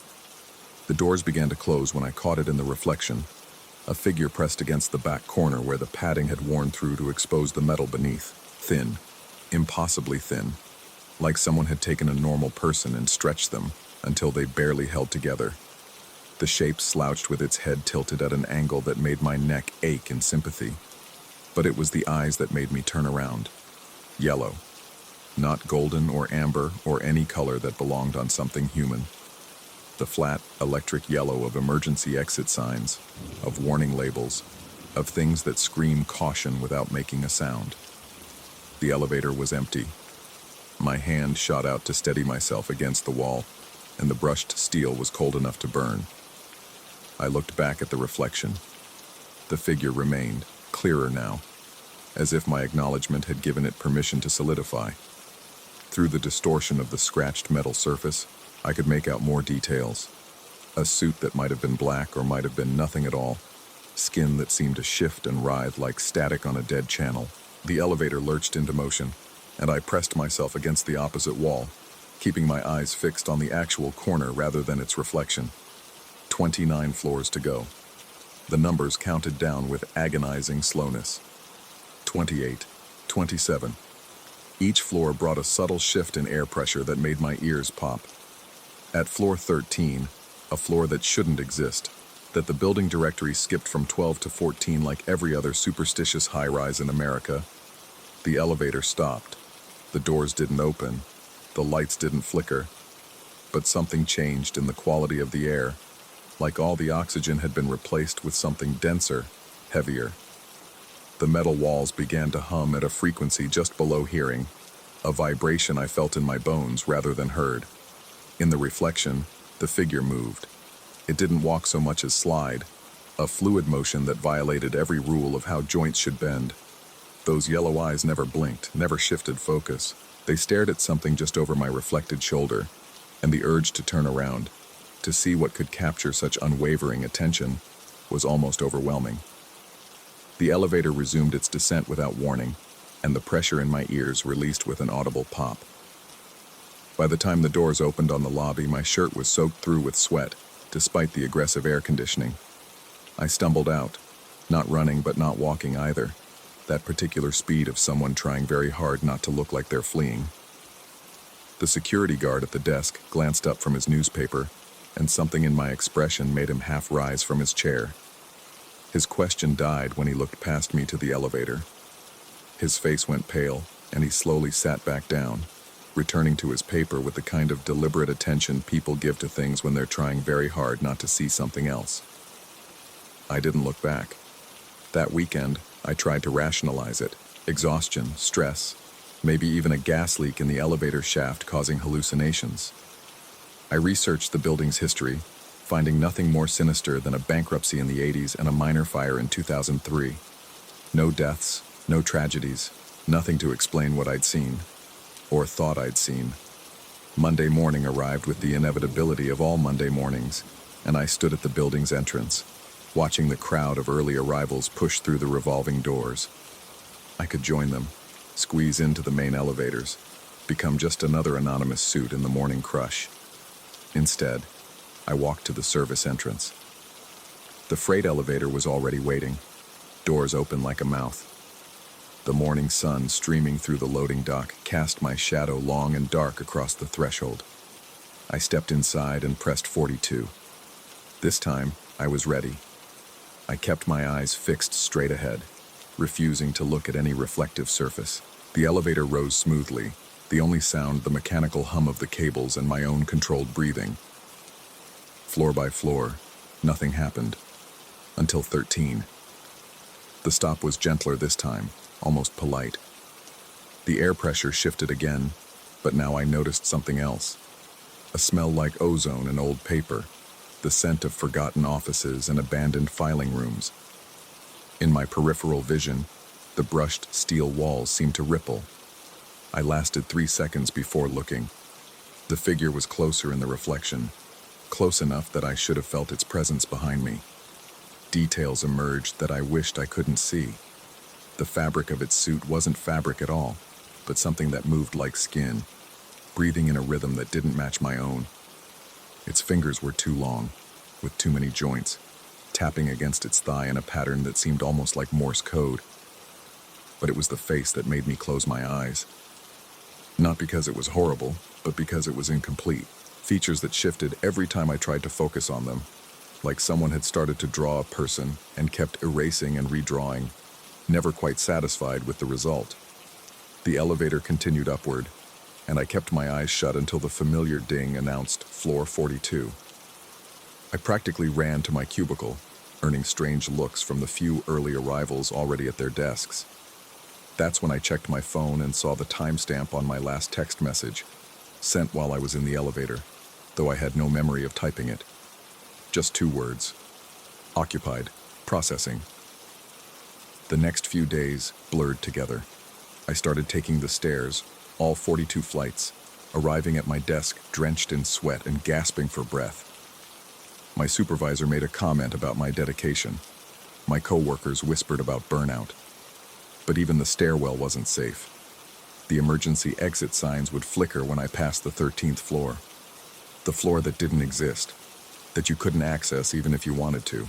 The door was welded shut, painted over so many times it looked like part of the wall.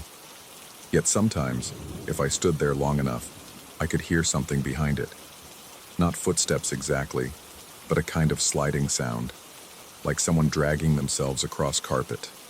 I started keeping a log, partly to track the incidents, and partly to prove to myself I wasn't losing my mind. The security footage became an obsession. I made friends with the overnight guard, brought him coffee and donuts in exchange for glimpses at the archived files. The timestamp was always the same. Whenever I was in the elevator, the system marked it as occupied, even when the footage showed me standing alone. But there were frames, single frames that you had to pause at exactly the right moment, where shadows fell in impossible directions, where the geometry of the elevator seemed to extend beyond its physical dimensions. The overnight guard stopped accepting my bribes after he saw one particular frame. He wouldn't tell me what he'd seen, just pushed the coffee back across the desk and suggested I find a new job. He transferred to a different building the next week. October bled into November, and the presence in the elevator grew bolder. Or maybe I was just becoming more attuned to it. I could feel it now, even when I wasn't in the building. A sensation like being watched through frosted glass. My reflection in bathroom mirrors would lag, just for a fraction of a second, as if it needed time to remember how to be me. The breaking point came on a Wednesday. I'd managed to avoid the service elevator for almost a week, but a partner needed files from the archive in the basement, physical files that couldn't be emailed or scanned. The main elevators were under maintenance. I had no choice. I pressed the button for the basement, trying to ignore how the elevator seemed to have been waiting for me, doors already open when I arrived. The descent was smooth, too smooth, like falling in a dream. When we passed the 13th floor, or rather the space between 14 and 12 where 13 should have been, the lights inside the elevator dimmed to almost nothing. In the near darkness, the reflection in the steel walls became clearer, as if shadows were its natural medium. The figure stood directly behind me now, close enough that I should have felt its breath on my neck. But there was no breath, no warmth, no presence at all except in that reversed world of polished metal. It leaned forward, and in the reflection, I watched its mouth move. No sound, but I could read the shape of the words, "You see me." Not a question, a statement. The lights flared back to full brightness, and the elevator chimed for the basement. I grabbed the files and took the stairs back up, all 43 flights from basement to 42. My legs gave out somewhere around floor 30, and I sat on the concrete steps, shaking. That's when I noticed the emergency exit sign above me. Floor 13. But I'd been counting, and I'd started from the basement. This should have been floor 30. I looked down the stairwell, counted the flights below. 30. I looked up, counted to 42. 12 more flights. The math was impossible. The building had grown an extra floor, or I'd somehow stepped into a space that shouldn't exist. The door to floor 13 was different here, newer, with a window of frosted glass that showed only darkness beyond. As I watched, a shadow passed behind it. Not walking, sliding. I ran the rest of the way to 42 and submitted my resignation that afternoon. No notice, no explanation that would have made sense to anyone who hadn't been inside that elevator, who hadn't seen those yellow eyes that belonged to emergency exits and hazard warnings. My supervisor tried to convince me to stay. The partner whose files I'd retrieved made vague threats about references and future employment. But I was already packing my desk, shoving 3 months of accumulated office supplies into a cardboard box. I made one last mistake. I decided to take the service elevator down, some misguided sense of closure or maybe just exhaustion overriding my better judgment. The box was heavy, and 42 flights of stairs seemed impossible. The elevator was waiting, as always. I stepped inside, pressed L for lobby, and watched the doors close with the finality of a coffin lid. We descended in silence, the elevator and I, and whatever shared that space with us. At floor 13, there was no stop, no pause, just a moment where the lights flickered and the air grew thick. In the reflection, the figure stood so close I could see details I'd missed before. The suit wasn't black, but rather the absence of color, a void shaped like clothing. The skin underneath shifted between states, sometimes solid, sometimes dispersing like smoke. It raised one of those impossibly jointed fingers and pointed, not at me, but at my reflection. And for the first time, I noticed the difference. My reflection wasn't quite right. It moved when I moved, smiled when I smiled, but there was a delay so subtle I'd never noticed it before. Like it was receiving instructions from somewhere else, something else. The elevator reached the lobby, and the doors opened onto a scene that shouldn't have existed. The lobby was full, packed with people despite it being well past business hours. But they were all wrong. They moved in patterns that repeated every few seconds, like a video loop.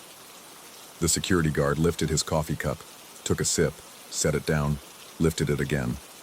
A woman walked the same 7 steps toward the door, turned around, walked them again, and in every reflective surface, the polished floor, the glass doors, the brass fixtures, yellow eyes watched.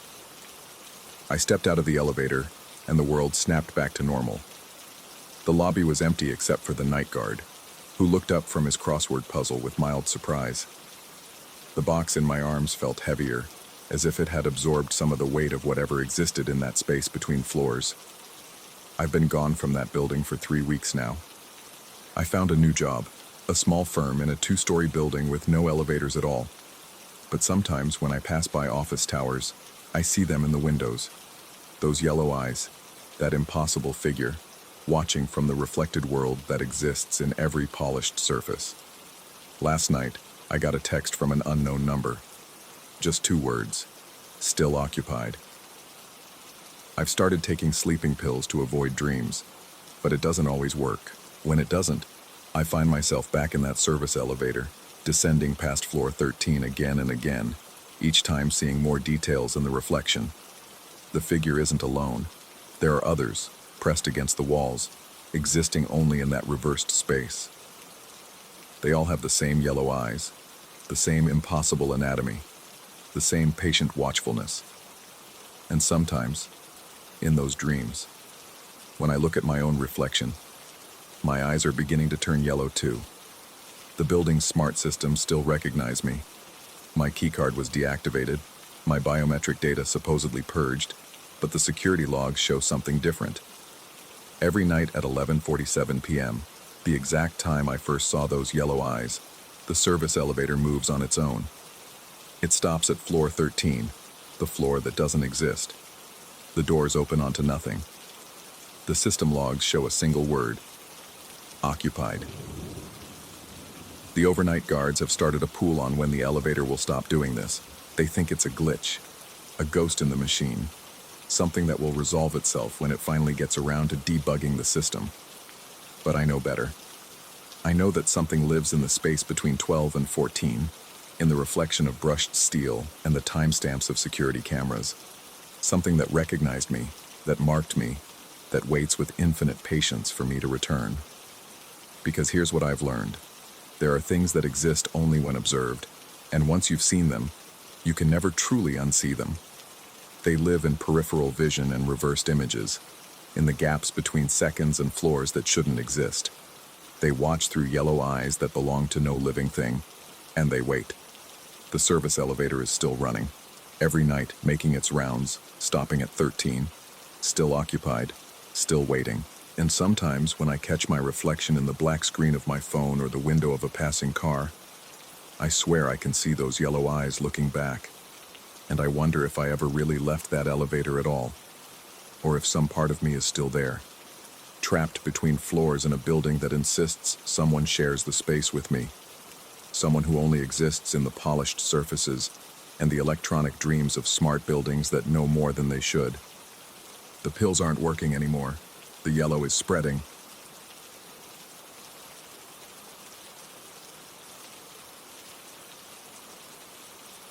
Story 14.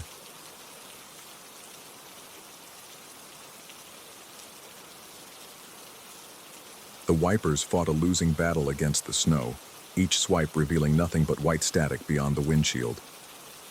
My delivery truck groaned as I downshifted, the engine protesting against the grade of this forgotten Vermont back road. I'd taken this shortcut a dozen times before, but never in weather like this. The GPS had gone silent 20 minutes ago, its screen frozen on a map that no longer matched the reality outside. That's when I saw them. 2 headlights blinking beneath a twisted guardrail, pulsing like a distress signal in Morse code I couldn't decipher. I eased off the accelerator, squinting through the storm. The guardrail hung like a broken jaw, its metal teeth bent downward where something had punched through. Below it, barely visible through the swirling snow, a sedan rested at an impossible angle against the embankment. The headlights continued their rhythmic plea. 3 short, 3 long, 3 short. SOS. My CB radio crackled to life before I could reach for it. The voice that came through was mine. Not similar to mine. Exactly mine. Down to the slight rasp I'd developed from too many cigarettes during long hauls. It spoke 4 words that made my blood crystallize.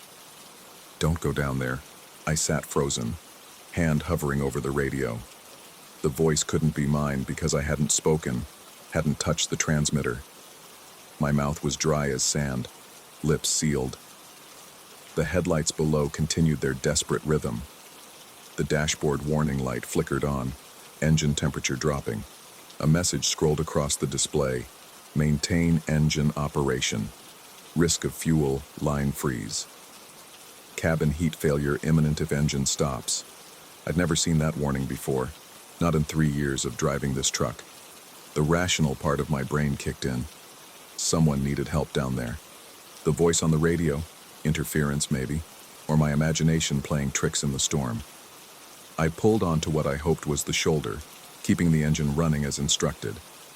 The wind immediately attacked the truck's broadside, rocking it like a cradle in the hands of something massive and invisible. I grabbed my flashlight and emergency kit, then hesitated. Through the side mirror, I could see my own tracks in the snow, already being erased by the wind. But there were other tracks too, fresh ones, circling my truck. They appeared between one heartbeat and the next, as if something was moving around my vehicle right now, just beyond my ability to see it. The CB crackled again, my voice urgent now. Lock the doors. Stay inside. I was already outside. The cold hit like a physical assault, stealing my breath and replacing it with needles of ice. I pulled my collar up and started down the embankment, each step a small avalanche. The crashed sedan grew larger, more real, its red paint visible now through the snow. The headlights had stopped blinking. As I approached, I saw movement through the rear window. A hand, pale and trembling, pressed against the glass. The hand pulled away, leaving a perfect print in the condensation, then knocked 3 times. Deliberate. Controlled. I tried the driver's door. Locked. The passenger side. Same. I could see someone inside. A shadow slumped over the steering wheel. But when I shined my flashlight through the window, the shadow didn't match the angle of the body. It was as if I was seeing 2 different people occupying the same space. One visible, one suggested. The knocking came again, from the rear of the car this time. A muffled voice, gender indeterminate, filtered through the metal. The bag. In the trunk. Please. I need the bag. I circled the vehicle, my flashlight beam catching something that made me stop. Footprints.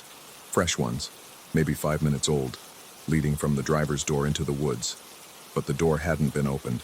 The snow piled against it was undisturbed. The tracks seemed to begin from nothing, as if someone had materialized beside the car and walked away. No, not walked. The spacing was wrong. The prints were too far apart, the stride too long. Whatever made them had been running. Another set of tracks caught my eye. These circled the car in a perfect spiral, getting closer with each revolution, ending at the trunk. They were identical to the first set. Same boot pattern, same size. But the snow in these was darker, as if something had melted and refrozen, leaving crystals that looked like tiny teeth. The voice from inside the car grew more insistent. I could make out words now, though they seemed to come from everywhere and nowhere at once. The trunk, the woods, the wind itself. The bag has my medicine. Please, I can't stay like this much longer. I reached for the trunk release, and that's when I saw my reflection in the car's rear window, except I was standing too far to the left for the angle to work. The reflection showed me opening the trunk, reaching inside, pulling out a black duffel bag.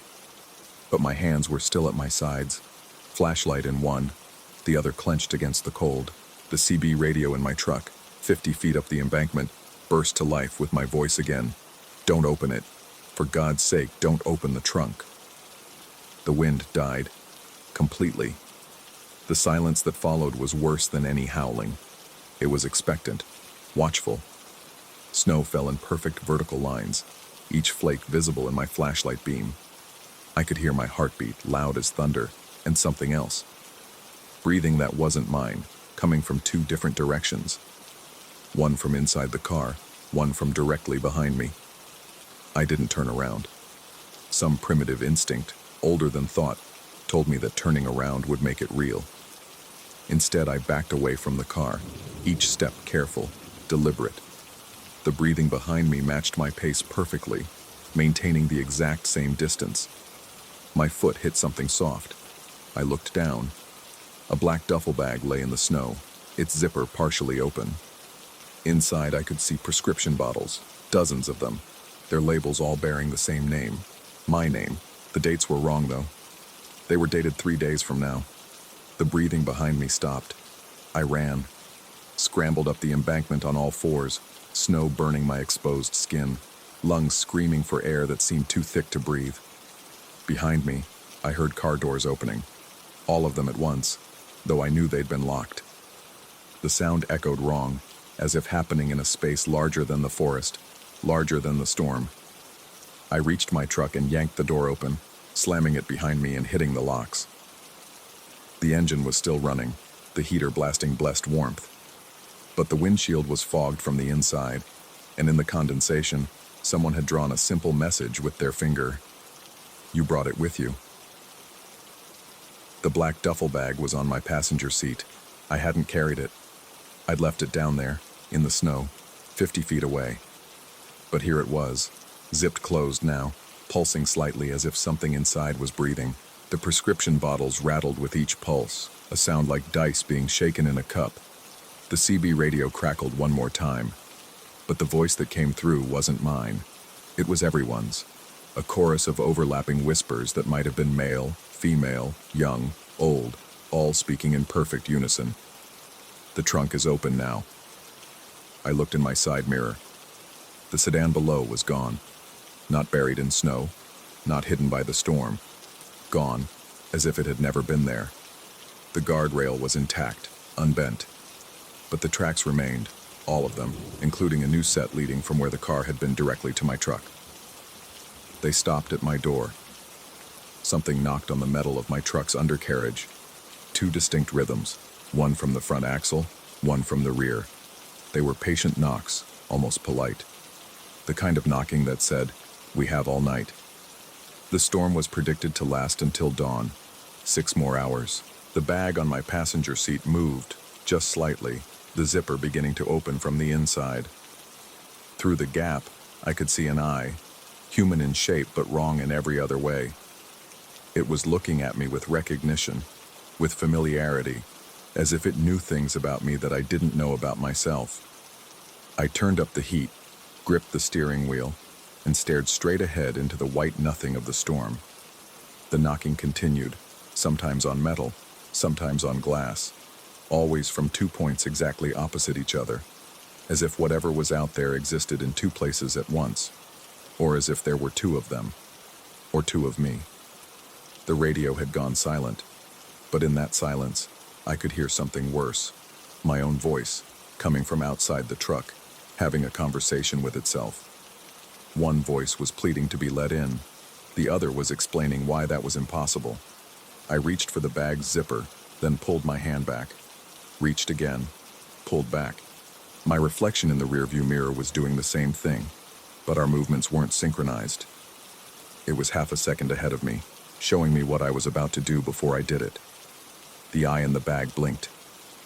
Dawn couldn't come fast enough, but I was beginning to suspect that dawn, like everything else on this road, might not be what it seemed. The clock on my dashboard had been reading 2:17 a.m. for the past hour. Either time had stopped, or I had. The knocking grew more insistent, more complex. It was playing a rhythm now, almost like a song I should recognize but couldn't quite place. My fingers began tapping along on the steering wheel, matching the beat perfectly, though I wasn't consciously controlling them. In the condensation on the windshield, new words were appearing, written by no hand I could see. "You've been here before." I had. Not tonight, not in this storm.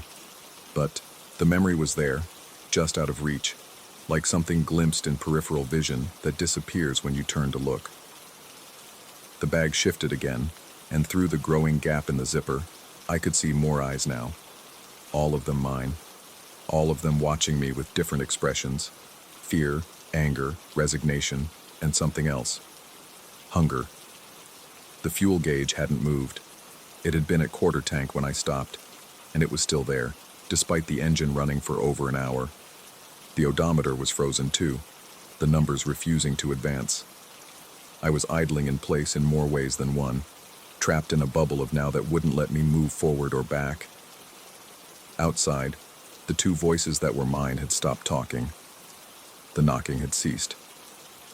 The silence was complete except for the engine's rumble and the whisper of snow against glass. But this wasn't a peaceful silence. This was the silence of held breath, of preparation. The bag opened fully. Inside were the prescription bottles, yes, but also photographs. Dozens of them, all showing me at different ages, in places I'd never been, with people I'd never met. In some, I was the delivery driver I am now. In others, I wore different uniforms: paramedic, police officer, park ranger. In one, I was standing next to the crashed sedan, smiling, holding the black duffel bag like a trophy.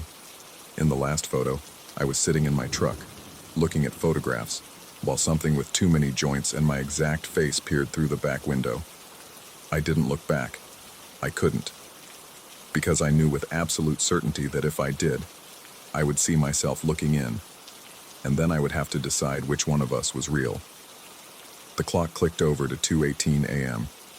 The storm continued until dawn, or what I chose to believe was dawn. The sky lightened gradually, revealing an empty road, no guardrail, no embankment, no tracks but my own. The bag was gone. The photos were gone. Those were. The only evidence anything had happened was the message still visible in the fogging windshield, and the fact that my CB radio would only receive one station now, a frequency that played nothing but the sound of knocking, forever, from 2 points exactly opposite each other. I drove away as the sun crested the mountains, but I could still hear it in the engine's rhythm, in the tire's rotation, in my own heartbeat. 2 knocks, patient and eternal, waiting for an answer I was terrified to give. The next delivery order that came through my dispatcher was for a black duffel bag, to be picked up from a sedan on a Vermont back road, and delivered to an address that, when I looked it up, turned out to be the coordinates of my own truck, at exactly the moment I'd stopped to help. I'm still driving. The knocking hasn't stopped. Sometimes I wonder if I ever left that spot on the road, if I'm still there now, engine running against the cold, watching snow erase all evidence of what's real. The fuel gauge still reads quarter tank.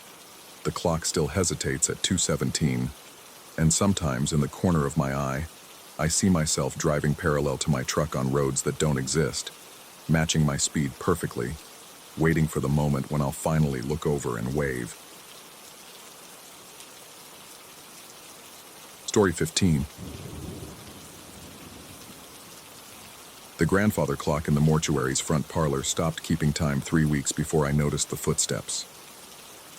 I remember this detail because I'd written it in the maintenance log. Antique clock needs servicing. But somehow the entry had vanished from the book, leaving only a faint indentation on the page beneath, like a memory pressed into paper, but never inked. I worked the night shift at Whitmore and Sons Funeral Home, a Victorian monstrosity squatting between Laurel Grove Cemetery and the abandoned Presbyterian Church on Elm Street. The building breathes with a century and a half of grief soaked into its bones. Mahogany panels that creak in patterns I've memorized, Persian rugs that muffle everything except what shouldn't be there, and that peculiar smell of formaldehyde mixed with old roses that clings to your clothes no matter how many times you wash them. My job is simple: maintain security, accept late-night deliveries from the coroner, ensure the viewing rooms stay at precisely 68 degrees. I've done this for 7 years without incident, until last month when the house began rehearsing. It always starts at 3:07 a.m. The first time I heard them, those measured, deliberate footsteps, I was cataloging supplies in the basement storage room.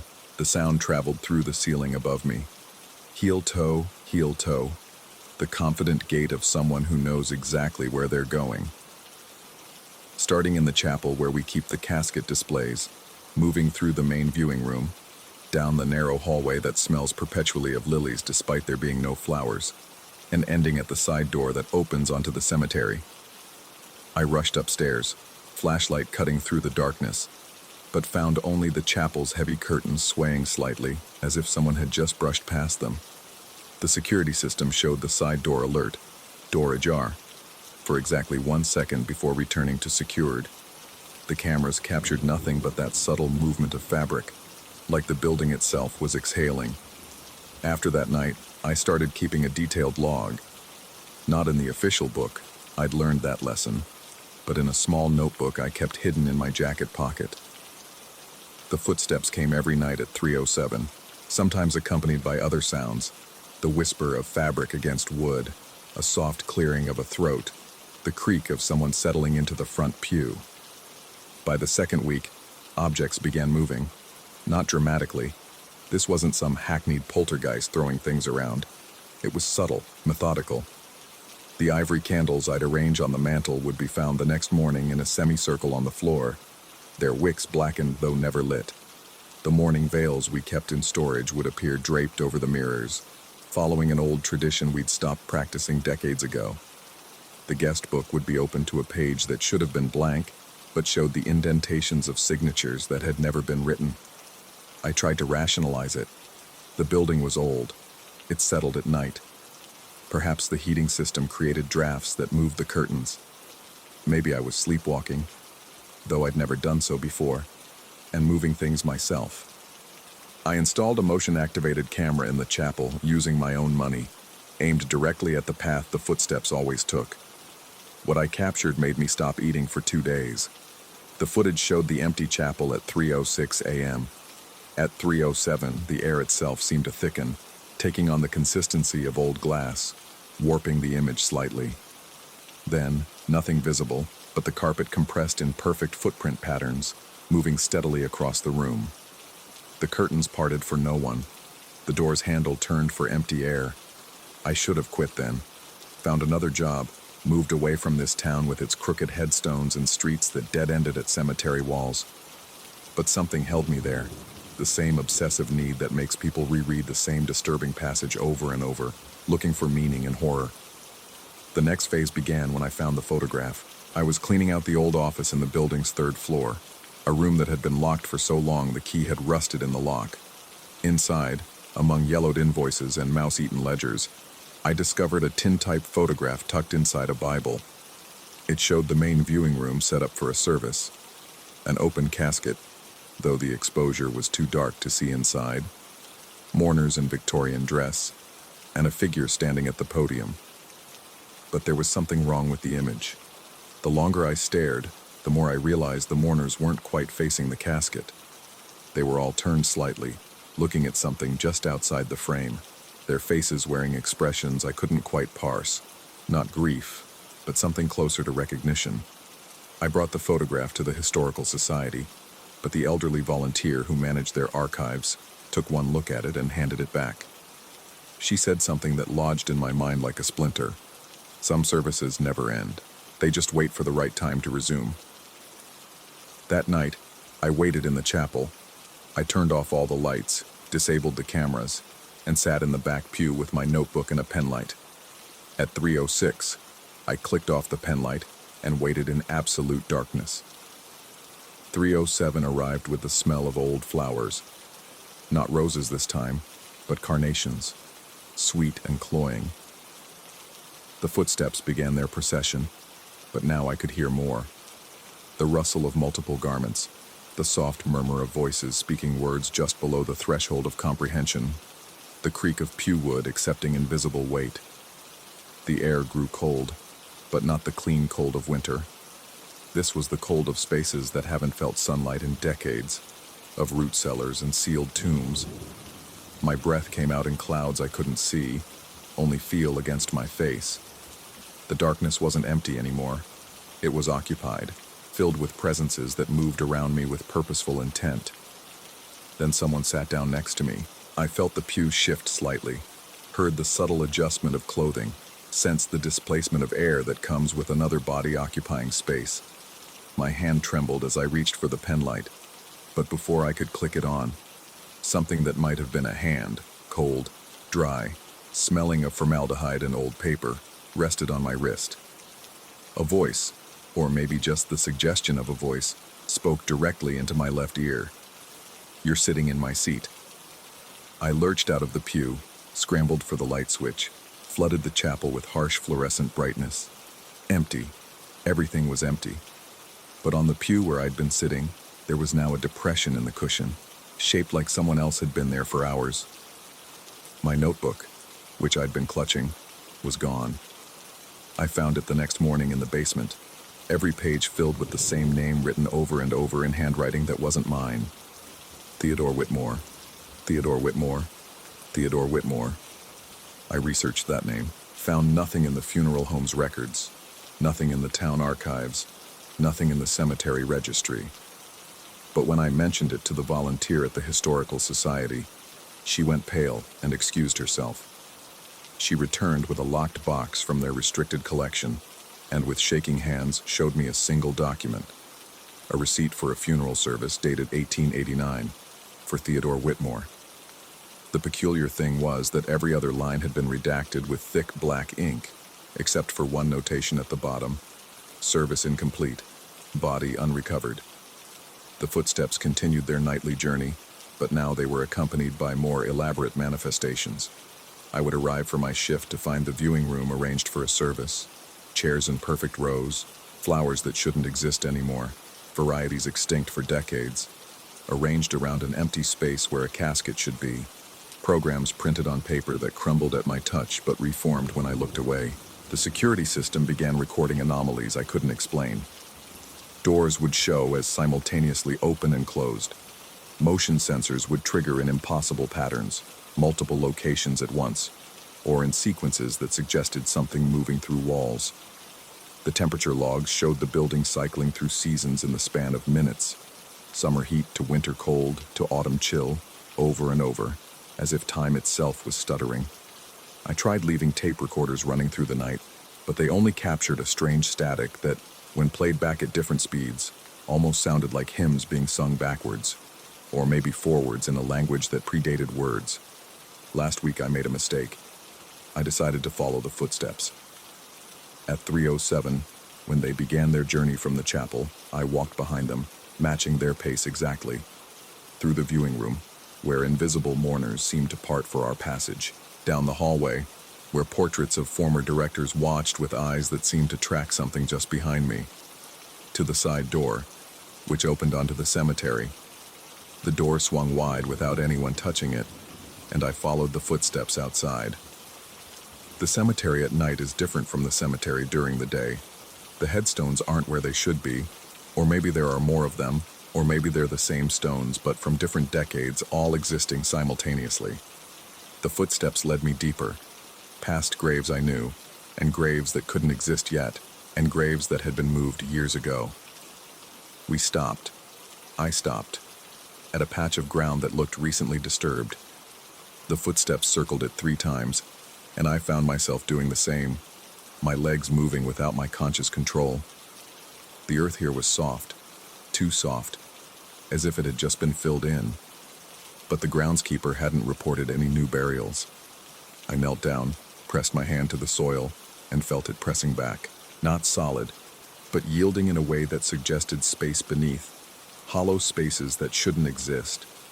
The smell of carnations grew stronger, mixed now with something else. The scent of a room that's been closed too long, of air that's been breathed too many times. That's when I realized the footsteps had stopped. Not ended, stopped. They were waiting. I ran. Stumbled through headstones that seemed to rearrange themselves to block my path, past mausoleums that hadn't been there before, over ground that sometimes felt like grass and sometimes felt like carpet. When I finally reached the funeral home's side door, It was locked. The key in my pocket didn't fit. The lock was older, rustier, as if decades had passed in the minutes I'd been gone. I had to break a window to get inside, and when I checked the clock, it was still 3:07. It had been 3:07 for what felt like an hour. The next morning, the director found me asleep at my desk, fully dressed but covered in soil. My shoes were clean, but my socks were caked with dirt, as if I'd walked through the cemetery barefoot, but someone had put my shoes back on afterward. He didn't fire me, just looked at me with an expression I'd seen before, in that tintype photograph, on the faces of mourners looking at something outside the frame. Now I understand what the volunteer at the Historical Society meant. The service never ended because it never properly began. Theodore Whitmore's funeral has been waiting for over a century to complete itself, and the house remembers. Every night at 3:07, it rehearses, preparing for a body that was never recovered, for mourners who no longer exist, for a closure that can't come. But here's what terrifies me most. I've started remembering things that haven't happened yet. I know that tomorrow night I'll find fresh flowers on my desk, carnations, white ones, tied with a black ribbon. I know that next week the basement walls will start showing water stains that form letters I won't be able to read. I know that in a month I'll open the supply closet and find a suit that fits me perfectly, laid out with a note in my own handwriting that says, "For the completion." The footsteps aren't searching for Theodore Whitmore anymore. They've found him. I think they've found him in me. I check my reflection now and sometimes see someone else looking back, someone older, wearing clothes from a different century, with eyes that have seen a funeral that hasn't happened yet, but already occurred over 100 years ago. My hands shake when I write, but the tremor stops when I pick up the old fountain pen I found in the desk, the one that wasn't there before but has always been there. The director asked me yesterday if I'd be willing to work overtime next month. There's a special service scheduled, he said, though he couldn't remember booking it. When I asked who it was for, he looked confused and checked his ledger. The page was blank except for a time, 3:07 a.m. I said yes. I don't remember saying yes, but I must have, because I've already signed the overtime form. The signature looks like mine, but older, more formal, the way people wrote in the 19th century. Tonight, when the footsteps begin their journey, I won't follow them. I'll be waiting at the side door because I'm starting to remember why Theodore could never complete the service. It wasn't that the body was missing. It was that the body never stopped walking, never stopped trying to attend its own funeral, never stopped existing in that liminal space between dead and gone. The grandfather clock started working again yesterday, but it only shows one time, no matter where the hands should be. 3:07. I think soon I won't need to follow the footsteps anymore. I think soon the footsteps will be mine.